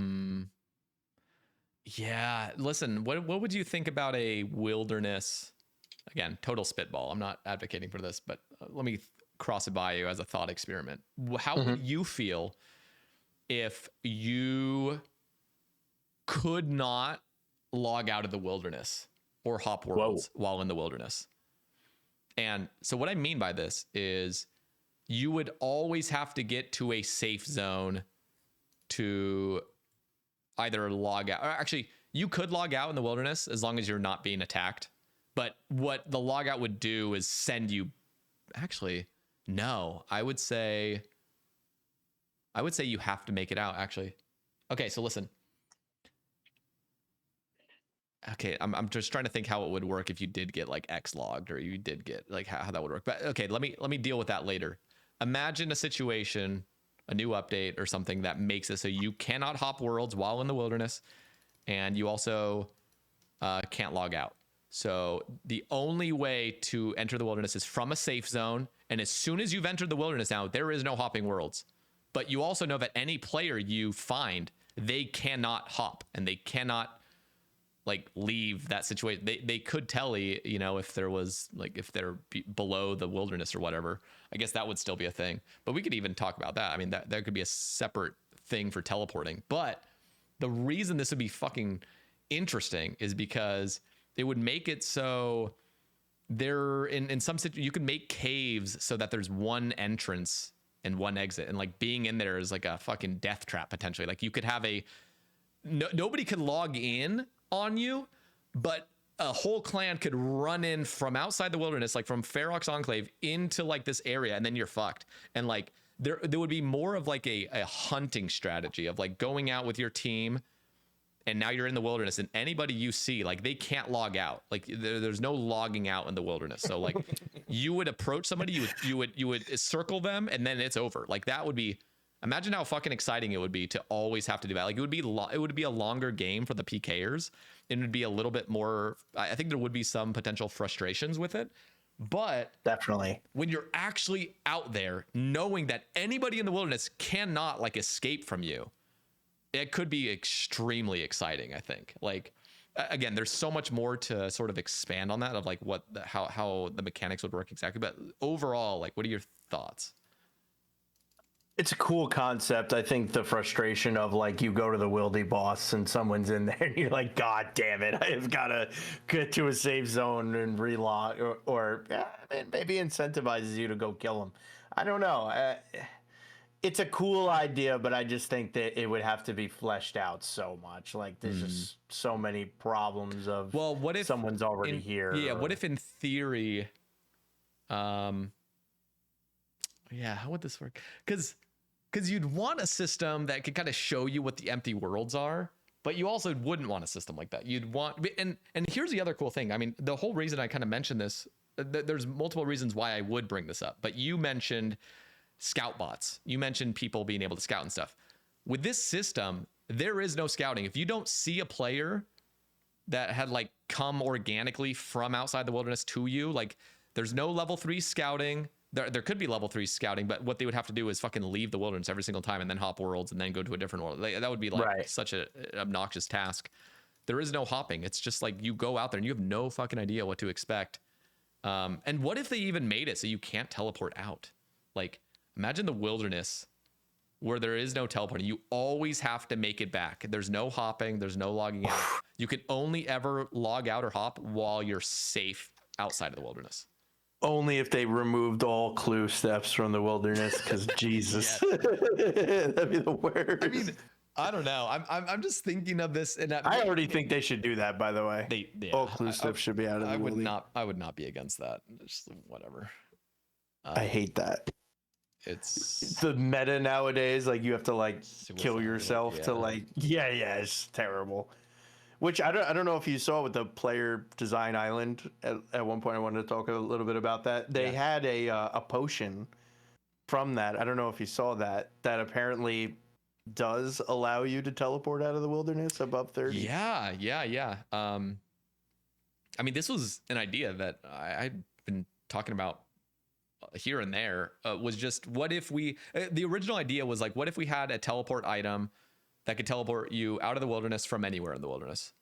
And the pushback is something like they've already suggested, which is, it takes extra amount of time and it can be interrupted. Like the spell can be interrupted. So you can't just like do it in like a hotspot, but you can do it wherever. I think that's fucking brilliant. Yeah, I mean, there's nothing worse than having to run down below 30 or like this whole meta of using the enchanted symbol to kill yourself. Like, that's just ridiculous. Yeah. I mean, I've been doing a lot of clues. Like, I have actually a big casket stack, and that is just like the worst de-gearing to go in the wilderness and do that whole thing. Think of the Eternal Glory grind. That gets sped up massively, too. Yeah, I guess it would. Yeah, it just depends how long that teleport out is. Like, is it like as long as a home teleport? Like drawing. They said that's what it would be. It'd be a home teleport, which I think that's fair. That's totally fair. I'd be so into that. Yeah, I think that's a good idea. Actually, it's a potion. Then is it just one dose, or is it like you're drinking the whole thing?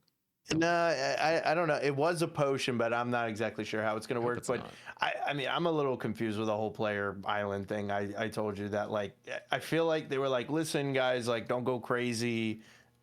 It really felt like they wanted like something small, but everybody's suggestions were like huge pieces of content. And I'm shocked like that we're getting something close to what won, because they said they can't really deliver on everything that's there. So I don't know if you saw something that was there was a boss that has like a parry mechanic. And I know you've been talking about that for like ever. Yep. So I wonder what is even going to come of the island, but am I wrong on this, or does it feel like this wasn't supposed to be as big as it is? It wasn't supposed to be as big as it is, but like I'm here for it, like low key. And it's Screet Monge. I mean, Screet Monge is brilliant. I think his island is actually really well done. I was looking at it at first, I was like, what the fuck is this? And then the more I like took that deep delve into like looking at everything, I was like, okay, it's actually kind of cool. And I don't mind that it has additional stuff coming out. I think that's fine. Like, I don't know. Do you have like was it just that you were shocked at how much freedom you were given with the island, or is it? Yeah, I mean, I'm not upset. I am not upset about what we're getting or anything like that. It's just like I feel like it was talked about as like a restrictive, like, hey, this is going to be like a player design island. It's going to be, but I don't know. It just don't go crazy. And they were like, here's like a set of rules or whatever, right? And I didn't read them because. I was gonna say, like, I didn't like read them like verbatim, like, okay, and I'm gonna go design something. I was never gonna design anything, right? But it just felt like it was gonna be something small. And then like No Monkey made a video where like, oh, this is like my wife's island that she's proposing. And initially watching that, I'm like, this is pretty cool, but there's no way they would ever do this because this is way too like broad of like a huge concept of everything. But then I see the things that are winning or like could win, and I'm like, wait a second. So I guess it did have a chance, but like, I don't know. It just didn't feel like it should have been as big as it is. But I'm okay with it. It just the way they went about it, I think, was just weird. Maybe I'm wrong. I don't know. It didn't make any sense to me. Yeah, no, that's fair. It will be interesting because they did mention, like, a disclaimer was like they're not guaranteed to add every single thing that was mentioned in the island proposal. But isn't that a weird thing though? Like this is what we want. Like technically, like you have the 4 like things you want to vote on. You vote on. You're like, oh wow, all this stuff seems so cool. This is the one I want. You vote for that one. They're like, hey, yeah, we really can't do the things that you want. Yeah, It's like what? It's like, well, why did I vote for that one then? Like, you know, it feels a little weird. That is a good point. Yeah. Maybe before the vote came, it should have been like, hey, realistically, like on these ones, we can't do this and that. Because what if it's like, oh, I really wanted that Slayer and not saying I did want it, but one of the things is that Slayer Master that you can pay points for and you can get a specific task. Maybe I voted for the island specifically because I wanted that, but yeah, that's not coming. Or I don't know if it is or isn't, you know, but I thought that was odd. Yeah. Did you see, by the way, because I think you mentioned you did look at the Game Jam 7, right? Briefly. Did you just see that they're making it so you can like see players on top of buildings and other structures, and like when people are running rooftops, you can actually see them if roofs are on? See that I was just about to say I can't think of anywhere where it actually matters, but there you go. You just found it. The rooftops, no, I mean, I guess. It's cool the way they described it, where they're like, they said, in this game jam, this visibility restriction was turned off, and suddenly the world felt much more vibrant. Like, I fucking believe that, because if you can be basically anywhere and there's different floors, kind of, and just being able to hear everybody, like being able to see text from everybody that's in the area, even if they're on a second floor. Like, can you give me an example?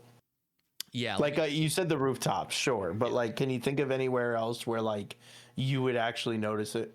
Let me think of a few areas where there's maybe Motherlode Mine, people at the top mine. Well, you can already see them because it's technically not a different plane. It's the same plane. Well, gotcha. It is the same. It is a higher level, but it's like the same area. Like you can talk with people right below. Gotcha. That would have been a good example. Yeah. Like it's a good idea, right? Yeah. Like why not add that? But then I was just thinking like, but where would, you know? I think the biggest things are really just every single rooftop. Like every single rooftop has multiple planes of existence where you're like jumping through and looking like Harry Potter, and you just enter this new plane where everyone disappears and reappears and all that. Getting rid of all that and seeing somebody do a rooftop and seeing the full animation when you're on the ground and seeing them go up, like that's cool. Bro, you're gonna be in Canopus and you just see someone doing. Dude, that's gonna be so sick. Running in the Canopus, you're running in the Canopus, and right above you, you see fucking Harry Potter. Like that would be so cool. Yo, that's so funny. Yeah, fucking Malfoy. So you think you would be able to see that? Like that you would actually see that? You will be able to. Like they've even shown off the examples of it. Let me. Oh, that's pretty cool then. Let me show. Oh, okay. Let me just link you this. I'm gonna link you this really quick. Go down to just a little over halfway, and look at the fucking hot air balloon image. They said this opens the possibility of flying vehicles. Period. That's all they said. You're on a hot air balloon going around, dude. I was actually just saying this in like a ramble that I haven't uploaded it yet, but I've recorded it. We need the skill aviation like badly. We need to be able to build gnome gliders and hot air balloons and be able to just free roam up in the skies, and everyone can see you from below, and you can just like, you know, just flip them off. Okay, like we got to already get past sailing before we think about this. But I mean, that is crazy. This is crazy that this opens the possibility of flying vehicles. Dude, oh shit, they're heading for the windmill. They're heading for the windmill. No. Like what the hell? Like crash. This is crazy. Yeah. Like this never happens in game. Like this. This would be the coolest shit of all time if you just saw a bunch of fucking floating hot air balloons and everyone's just in there chilling, like just doing. But doing what though? Just like what would be the gameplay? Just fucking around, just purely for fucking around. Just going above somebody, they can't even interact with you. But actually, you could shoot them. You could have like a bow and arrow and just shoot people in PvP. Talk shit to each other. Imagine getting a hot air balloon and going across the wilderness, bro. You're just like a fucking scout. PK. Oh my god. Yeah, they like shooting down your hot air balloon. Yeah, they fucking shoot you with flaming arrows from Underground Pass, and your fucking whole thing burns. That'd be dope. But my yeah, anyway, God. so the image above, or like the little GIF above, is them going on the colossal worm course, and you see them Mhm. the whole way going on the little balancing rope and everything, and you're on the ground floor, and you normally don't see any of this. Everything's invisible as Oh, soon as you okay. enter there. So the same thing would happen to Canifis. If you're walking into Canifis from the west, you would see people. Not only would you see them just for that blip, that little blip of them on the broomstick, but or the pole vault. It looks like a fucking broomstick, but like you would see everything prior to it too. Even if if your roofs are off, you don't see it. But you would still see them talking at least, because it shows, if you look at the video right above that one where it's showing lumber. Wait, that's a really good point. Like everybody has roofs off though. And this would encourage you to maybe have them on potentially. Like I would turn on my roofs, I think. But look at the video right above the colossal worm course. At the first second of it, you see the guy talking, and then it clears it because he goes underneath the roof, but you could still see the tent. I see it. Yeah. Hmm. So that's kind of interesting. So knowing you could still have roofs off and you could still be able to hear what other people are saying, which is, I guess, good enough. I mean, why not? Yeah. I'm surprised we don't already have this. Like, okay, here 2026. Here was the question though I have for you, because they are offering. They say at the very bottom. Actually, not at the very bottom. They say up top.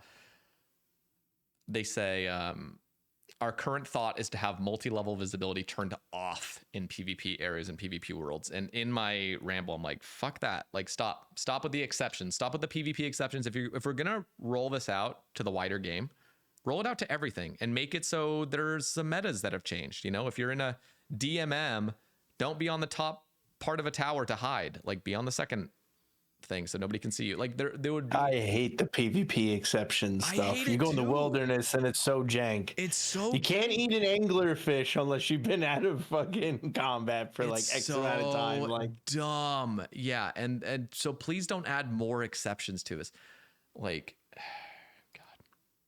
It reminds me of like raids rewards having like extra benefits inside the raids. We don't like that stuff, and I don't like, you go in the Wildy and I don't know, I can't use my spec bar or something. Yeah. Although, did they change that, or it's still probably not? And you can't even resize your spells or something because it's like, oh, it's a skill. We want to keep all the skill ceilings. I'm like, dude, nobody gives a fuck if Ice Barrage is 4 times as large and you can click it a little easier. Like, it's not gonna change anything. I mean, it would change it slightly, but it would. But it would be like it would be a global change. Like, so it's like it's so gatekeepy. Like, you know what they should do? Actually, they should just fucking shrink the spells more, make it even more intense. Like, you really want to be a good PKer? We're gonna fucking shrink the size of everything to 20% the size. That is true PK skill. If you can't do that, you're not a real fucking PK. If you can't click this microscopic little pixel right here, you're fucking pathetic. This is the stupidest line of thinking where it's like we can't have any updates from 2013 onward because these fucking elite PKers can't handle the fact that a noob might start approaching their skill level because the fucking pixels have increased slightly. Like, Jesus Christ, dude. Like, I'm sorry. It's the worst.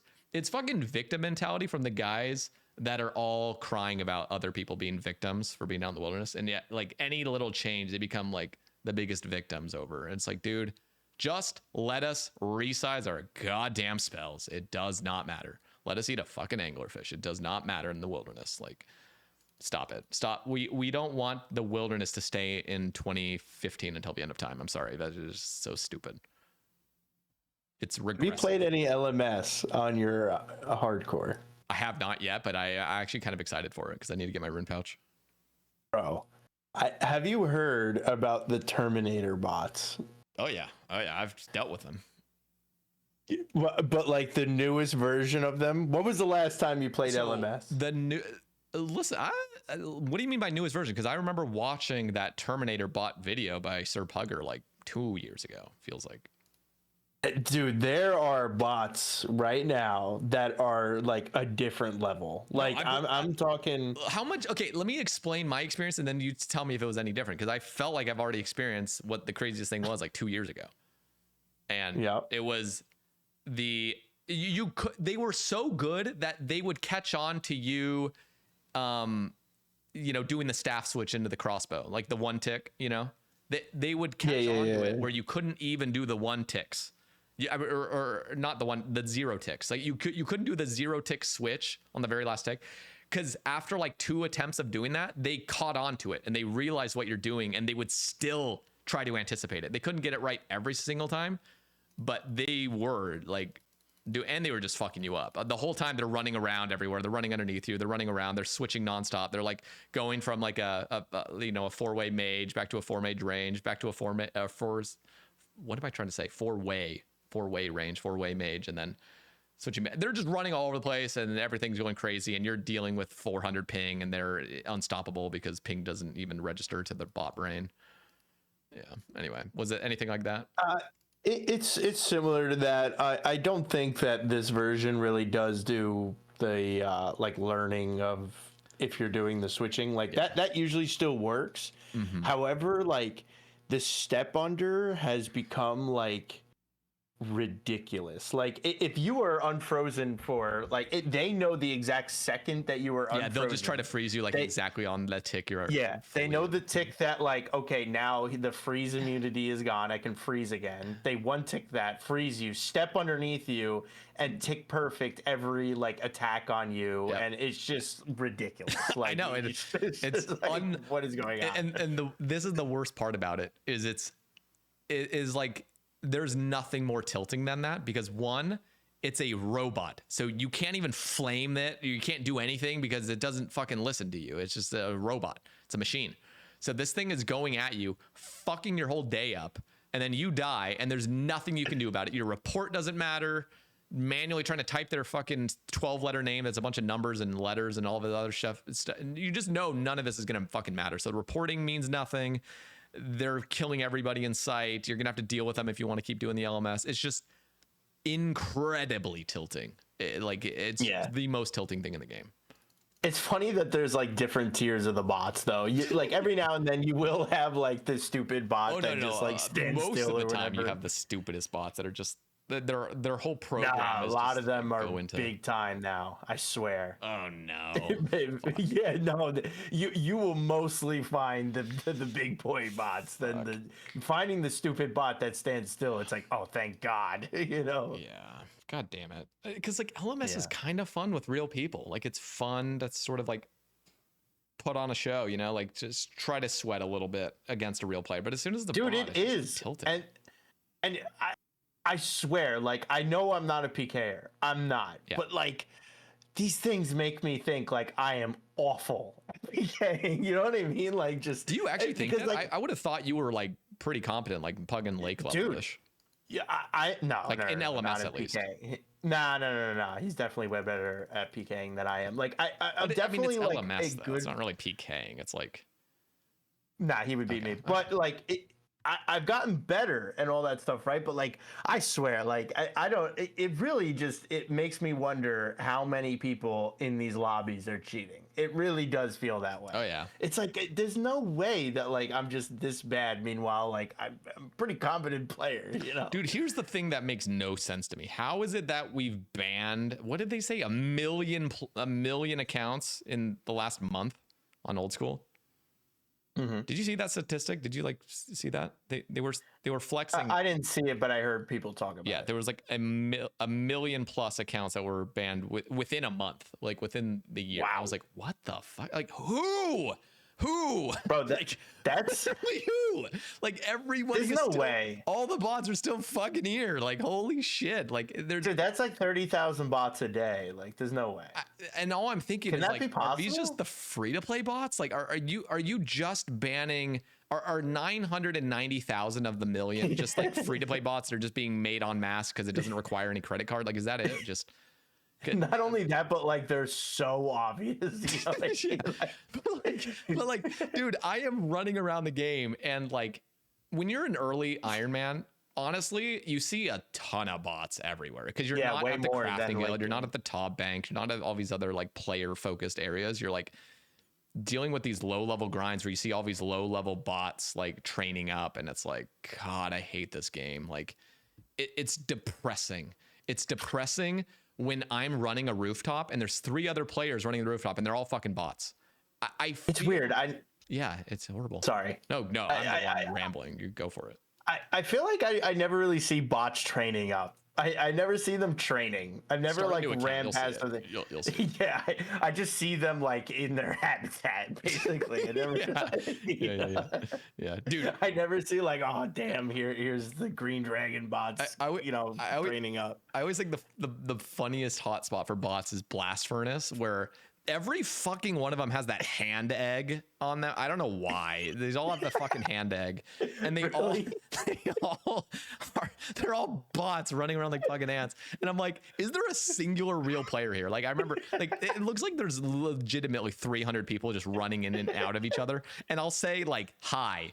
And nobody responds. It's all bots. Well, hold on. I would never respond to that person either. Like if I was. I know, but you expect at least one person out of like a fucking 300 to say anything. There's like nobody. I'm like, okay. Maybe. But you look at the players and they're like, dude, these are all bots. Like all of them are bots. Hotspot. It's a bug light for fucking bots, dude. Come on, really? You think Blast Furnace is that infested? Bro, I'm going to live stream right now. Listen, I will pull up to, I'm going to do this. I'm going to do this right now. I'm going to pull up to Blast Furnace. I'm going to fucking stream my game and you're going to see this. You're going to witness this bullshit. Are you ready? I want to see those eggs or whatever you say they have. I'm sharing the screen with you. Fucking hand eggs. I think I'm already on a Blast Furnace world too. This is perfect. Oh wait, no, I'm not.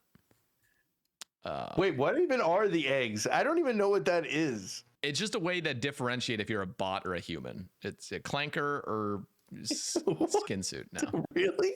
No, I don't know. I don't fucking know. Okay, I was gonna say, what the heck? Okay, wait. Where are the eggs at? Did everyone?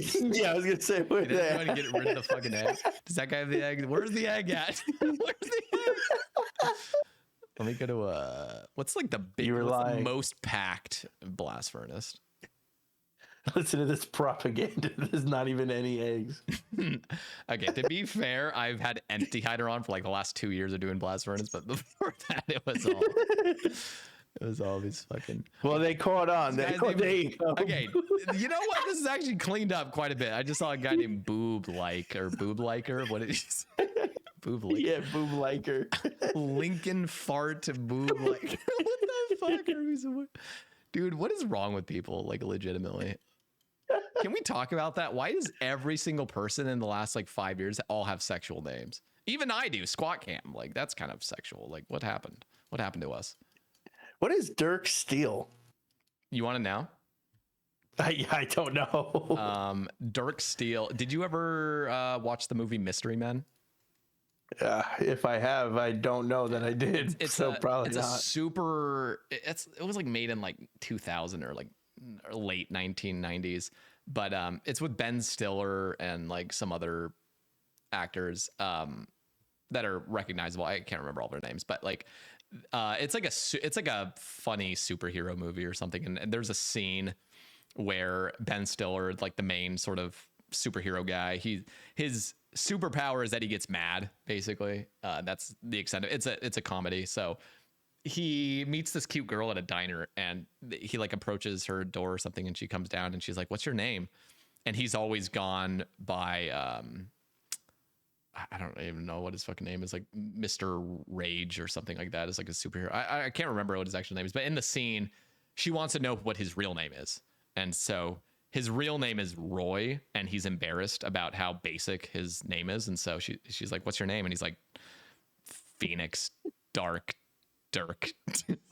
And he's like, well, and then he's like, something like, "Well, I was christened Dirk Steele, but it turned into Dirk Phoenix or something." And he's like going out about like all these like hardcore metal names like this. And then she's like, "All right, just forget about it." And then he's like, "All right, my name's actually Roy. Like it's just Roy." And it's just so fucking funny because like as a kid watching that, we always made fun of like just trying to have a hardcore name, even though if your name is fucking Beta, it's like, "My name's Steel Phoenix," and like anything that's dark. Anyway, so in that scene, he names himself briefly Dirk Steele, and it's like the fucking funniest thing ever. And I was just like, how goofy would it be if I just chose that? How does that even come to your mind? Dude, When, like, I was brainstorming names and I was just thinking like that. I don't know why that scene came to my mind, but it just did, and it just was hilarious. And it was it's so available. random. Yeah. But I was hoping as well, like maybe one person out of like that first episode would have understood the reference, but nobody did, and I didn't feel the need to like share the reference either. I was like, oh, whatever. If somebody gets it, they'll get it. But I guess I was the first one to be like, all right, what is this? yeah, no, there was a couple people that asked. I didn't answer though in the comments. Oh, okay, fair enough. Yeah, but okay, let's sort of wrap things up, I guess. And is there any other like main topics we want to talk about, or any questions you We missed the seeker arrow thing, but I think that's fine. I really don't have an idea of what they should have done instead. I mean, I just think crossbows need help. They do. It should have been seeker bolts. Maybe they should have. What could be an idea is crossbows are supposed to be this whole like, if something is more defensive, at least I could be wrong about this. Tell me if I'm wrong. It seems if something is more defensive, like very high defense, then crossbow should be good. Like just that ideology, like the heavy type of ammo that you have to use. So like maybe there could be some crossbow that it would be weird because I'm not sure how it would really work, but instead of lowering something's defense, like the higher its defense level is, like the harder you can hit on it, but maybe whatever its base is like, that's fine and it stays that way, and if you lower it, it still stays the same. Okay, I'm not sure, but like, so let me you get what I'm saying? Let me trace this all the way back to Raids 4 Mega Rare. What if the Raids 4 Mega Rare was a one-handed ballista that's heavy? It could just be a crossbow too. I just think the ballista is cooler. So you could just imagine this as a crossbow as well. Just one-handed crossbow, one-handed ballista type thing.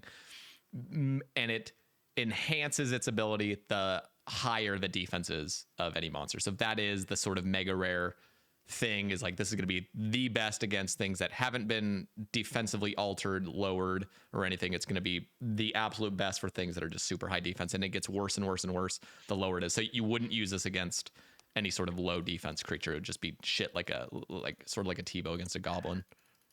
Yeah, that's actually what I was thinking. But I don't know how the numbers shape out. Like, is it just better to lower the defense and then just use the T-bow? You know what I mean? Yeah, it might be. But I think it's a cool idea. I think there just would be situations where you're in a solo instance encounter and this is just going to demolish, because I don't know, like it'll just be better because you're not going to, maybe it's in a situation where you're not bringing, you know, a hammer or anything else. It's just a pure range. I'm thinking of like Leviathan, but I don't even think in Leviathan would even be better than a T-bow or a just using rubies. It probably would be, because I'm pretty sure Zarite crossbow is better. Yeah. So situations like that where you're not and you can't hammer it. You can't. I mean, I guess you could use the glaive. Ralos. Yeah, Ralos or whatever. But yeah, it'd be kind of cool to. Is it even called glaive? I don't fucking know. I've always. It's like that's good. I don't know. What is something Ralos. Let me look at it. It's like it's something with a T. Fortis Coliseum. Yeah, there are Tonal sticks of Ralos. There you go. Glaive. Anyway, yeah, there are, you know, I do and I don't like this. The whole meta of drain something to zero defense and then just destroy it. But then I also don't like hitting zeros. So like, I don't know. No, I mean, honestly, you know what? Low key, I actually think Seeker bolts are the way better option, because it would have been. We already get so much with arrows. I might even make a separate video on this, because in every place, if you had Seeker bolts that now you can't hit ones, I mean, you could still hit, you could still miss, but if it is a one, it just rounds up to 3, you know, because it's giving you 2 extra hits. So your minimum becomes a 3, and everything else is capped at where it normally is. That would be so much better for bolts. It just enhances all crossbows instantly. Like, why did they not consider that? I mean, I guess probably because it's a fletching type thing and it's not metal. So I guess that's why, but I don't know. I really think it should be used with bolts. Yeah, arrow. I mean, I do like, even though power creep's getting crazy, sometimes if something comes out and it's like, well, you can't use it with the T-bow, it feels a little like, I don't know, anything range related comes out and you think T-bow immediately, oh, I can't use it with T-bow. Okay, not good. But, we have other, like, again, you have the heavy style. So it would be nice if crossbows just had more love. So, but it's not enough though. Like, it's a good start to add that, to that being for the bolts, but I don't know. Why can't a crossbow hit like a 70? Is the ruby bolts really just that much of a problem? Yeah, you got a point. You ever look at like what a max hit is in full max range gear, like with a Sae Bae crossbow, dragon bolt, and just like hitting something? You ever seen that? No, it's probably pretty low though, if it's not like salve affected or anything. I'm gonna go check. It's probably like a 60 or something. Are you saying without bolt effects? You're saying like with like runite bolts, like just unenchanted, just shooting something with max? No, I'm gonna use a dragon bolt, but not like, obviously not like a ruby. Okay, so not an enchanted, just a normal dragon bolt with like max range. That's what you're saying? Yeah, max range, like something that doesn't have any other effects going on. Ring and everything. Yeah. Right. Well, let me get a range potion, so I'll be fair. Because it's pretty dang low. I think it's probably what would your guess? I'd probably guess 62. Are you talking all max, like full Masori, Anguish, or by the way, that Anguish will be upgraded to the Amulet of Pursuit or Necklace of Pursuit. Well, sure, but let's just say right now, everything fully pimped out, dragon bolts, Zarite crossbow, shooting just a fucking anything that has high enough damage that doesn't have any other effects going on without Slayer Helm effect or anything. I would say 62. What if I told you it's 50? With rigor? Yes. Really? Maybe I was thinking of a Slayer helmet. What is it like with a Slayer helmet? Just replace it with like any Slayer monster, Slayer helmet.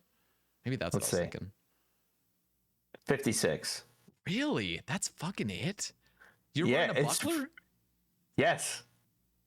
Buckler dragon. I'm wearing full max. Here, I'll even share. Yeah. I just put away Quizmaster for you. No, I'm just kidding. So this is full max, right? Ruby Dragon Bolt C. Nothing better than this. Wait. It says it says you've minimized your application. I can't see it. What? Oh. I'll do the whole screen then because it's probably glitched. And yes, this is how I play. But yeah, so this is max range. I'm not missing anything. Yeah. Ruby Dragon Bolts, rigor on, 112, 50. Damn, that is Slayer Helm, 56. That's what I'm saying. Like, why are crossbows so bad? Okay, that has just fully convinced me. We do not need seeker arrows. We need fucking seeker bolts. This is like ridiculous. Like, we need some, like, crossbows just suck. Yeah. It's really just this whole, like, you hit 100 or you don't. 110 or nothing. Yeah. Yeah. Like, I don't know. Something needs to be done about this. Okay. Like, yeah. They need to do something with bolts, I think. Yeah. That's actually, I'm surprised how much of a difference it really was to what you guessed. Yeah. I was thinking and that's 60 with Detonator minimum. Ring and everything. Yeah. That's disgusting. That's so bad. 5 ticks. They suck. Yeah. Yeah. They're not even. It's not even like when you went for your Armadillo crossbow on your squat cam account and all that kind of stuff. Like, it doesn't even feel like that's even like worth. It's never worth it. No, the Armadillo ACB is fucking shit. Is total shit. It's total crap. The only reason it has any sort of value to it is because it can shoot dragon bolts, and it also has that extra range over the rune crossbow. And I just wanted to not do CG for my Infernal Cape because it is kind of a luxury with Inferno over RCB. So maybe a mega rare crossbow, when like it obviously can be a lot better than what Zarite crossbow is. Yeah. The fact that Zarite crossbow doesn't even add any range strength and is just accuracy is just crazy. Let me ask you this. I mean, how OP would it be if you had a crossbow that was 4-tick that is the same power as like a Zarite crossbow? Like, is that imagining some sort of like mega rare, like I'm not even suggesting It would this not comes to the game, be. I'm It just- would not be crazy, okay. dude. Like your 4-tick, like mace, rapier, blade of Saildor, like they hit like 56 or whatever in max, like, and that's your 4-tick. Like, I guess melee should be better or whatever, but you know what? You could hit the 110 with it. So yeah, I don't know. Maybe it would be pretty good at 4-tick, but in its current state, it's terrible. Yeah, I don't know. See, this is like, Although, yeah, go for it. sorry. Just the ZCB is probably the most fun spec weapon. Just a guaranteed 110 is just. Did you ever really use it that much? I did. No, yeah, I did. I got it pretty early on my next grind, and I was using it. I used it all for all my Leviathan. I got to use it for. I even tried using it at Corp. It wasn't worth it. It would have only. Yeah, no. I was really hoping it would have been worth it Corp, but it wasn't. And then where else did I use it a lot? Well, I used it at Next because I got it pretty early. I was using it at Next grind. Somewhere else as well, but it was. Oh, and then I did like my all my Desert Treasure 2 CAs with it. I had that luxury of just getting all the speed times with it. Yeah, definitely useful for that. For Whisper, it's a, holy shit, dude! Whisper on release, that was so hard to get that time. Yeah, that was brutal. Was it 2 minutes or something? It was like it was 2 minutes. Yeah, dude. I kept resetting. I was streaming it. I kept resetting until I would get a natural ruby first, and then a spec of a ruby. Like I wouldn't just go in for this. No, actually, I wouldn't even spec with the ruby. Wait, no, would I? I can't remember now. Yeah, I think that's what I did. I went in for a natural ruby and then the spec. And there were a few times where I'd go in there, get the natural ruby, and then the spec wouldn't land. It would hit or roll a 0 on the spec, and it was so fucking tilting. But yeah, the surge pots, I did. You know what? It's funny. Our first time doing the podcast. No. Our second. It was the second. It was just our last. It was 2 years ago. We were talking about the spec pots. Yeah, I forget what your like idea was versus what we got. No, the idea what was we got is still good. Yeah, no. I appreciate what we have right now. Just to reiterate, it was extreme. My view was extreme. It was saying I want a spec pot that really doesn't have any cooldown. Like it has the cooldown like a normal potion would have, so you can just keep drinking them, restoring 25. But the caveat was these are going to be hyper expensive. It's going to be like a surge pot, whatever the spec pot was going to be called at the time. I was looking at like around 500k or like 300k or whatever for these potions that are just extreme. The uses, people had a big problem over some of the issues, and I agree. Like there would be issues like short fights. Like if you're a Mulgoat Kirby, you just everything becomes a spec pot. But at the same time, it does actually become kind of fun. Like it becomes fun theory crafting something where you go in with a million GP worth of spec pots, which is just 3 fucking potions, and it's like how can I use these spec pots to get the most crazy Zulrah PB or crazy Hespori PB? Like there would be fun things about that. But then people were worried about like it affecting raids and stuff. And I'm like, it's not going to, because you're limited with inventory. So like Inferno, how many spec pots are you going to bring? If you can just use them whenever you want, like you can only bring like 2 or 3. Like you have to deal with your inventory, and like CMs, if you're going in there with CMs, like it would add this variety where like how many spec pots are you going to bring? Now I think in the main mode it affects it a little bit stronger than Ironman, but in main man mode you already have spec transfer alts and shit. Like you basically already have unlimited spec in a bunch of situations if you have the alts to do it.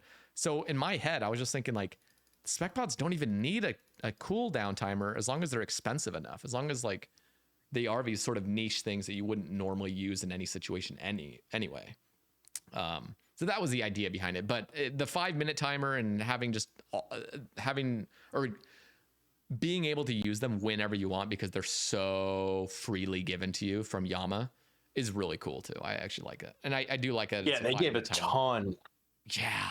It's like legitimately 75 4-dose potions without any like necklace charges or anything. I feel like the 5-minute timer is just a way of like, hey, at one point there'll be Surge Plus and it'll be like 2 minutes and 30 seconds per dose or whatever. Like that, it just like gave way for that. That's a good point. One thing that I don't like is if you go to your house and hit the pool, it resets the timer. And not but if you go to Narda. Narda, it doesn't. Fucking tilting. Yeah. I was, what was I trying to do? I was trying to do something on squat cam with Narda. And it wasn't working. Yeah. Actually, it might have been Muspa. I think it was at Muspa and it wasn't working because. Probably was Muspa. Yeah. It's so stupid. Why? Why doesn't that work? Was it just an oversight? Is there any reason for that not to work other than just being? I wonder if it is an oversight or not. I think it is. Because it's like I understand like the thought of like, and it's kind of annoying that the idea that you could just have like unlimited, like every time you hit it you basically have 125% spec or whatever. I think it's cool. Why not? But I get but you could do it with your house, so you should just be able to do it. Yeah. They need to fix that. Yeah. All right. Yeah. Travis, we're gonna wrap things up here, but as soon as we get more information on Raids 4, and that could be in a matter of like 2 months or something, like the rewards, I would genuinely love to have you on again and just to discuss Raids 4 of like everything we know up to that point, if you would be cool with that. Yeah, that would be awesome. And I even think I might get one other PvMer on as well. Maybe do like a trio cast and just have a discussion on it. Talking about like ideas for Raids 4. So, but yeah, if that works for you. But other than that, Travis, this was so much fun. Always fucking a pleasure. I'm so glad you were just so willing. I think I reached out to you like, what, 4 days ago? Just like, let's send it this week. And you're down for it. So super fun, Travis. Gonna have your links down below. I know you're not like actively content creating at the moment, but I know like you'll pull open a stream or whatever here and there. So I'll have your stuff included below. And also for those listening, if you guys enjoyed this and you want more Travis content, his first 2 episodes are fucking bangers as well. So you're definitely gonna want to check those 2 out as well. Any final words from you, Travis? No, you'll probably be hearing from me again with the Raids 4 stuff, and I'm really excited for that. I love looking at all the numbers and everything, and I'm usually the one calculating already at the bosses and everything of what's going to change and all that, so I'll probably have some knowledge on that. But yeah, it's been very fun, and time flew again, as always. Yeah, so over 3 hours. This was awesome. Crazy. Yeah. Always a pleasure, Travis. Much love for coming on. We'll definitely get you on very, very soon for the Raids 4 stuff. So anybody listening, be sure to stay tuned for that episode. And also, if you guys want to support the cast, you can do that through YouTube membership, Spotify, and also Patreon for $2 a month. Get access to 12 episodes. Travis, you were actually a recent supporter. I fucking appreciate you. I saw that you supported over on YouTube. King. So unless that was somebody else's credit card that somebody hacked your account. No, it was me. It was me. Hell yeah. Well, I appreciate it. And yeah, for anybody else that wants extra content, there it is over there. Also, the merch store is officially open. So if you guys want to get some Sae Bae cast merch, I'll have a link down in the description as well. So check that out. And that's it for me. So thank you very much. And we'll catch you in the next one, guys. Peace.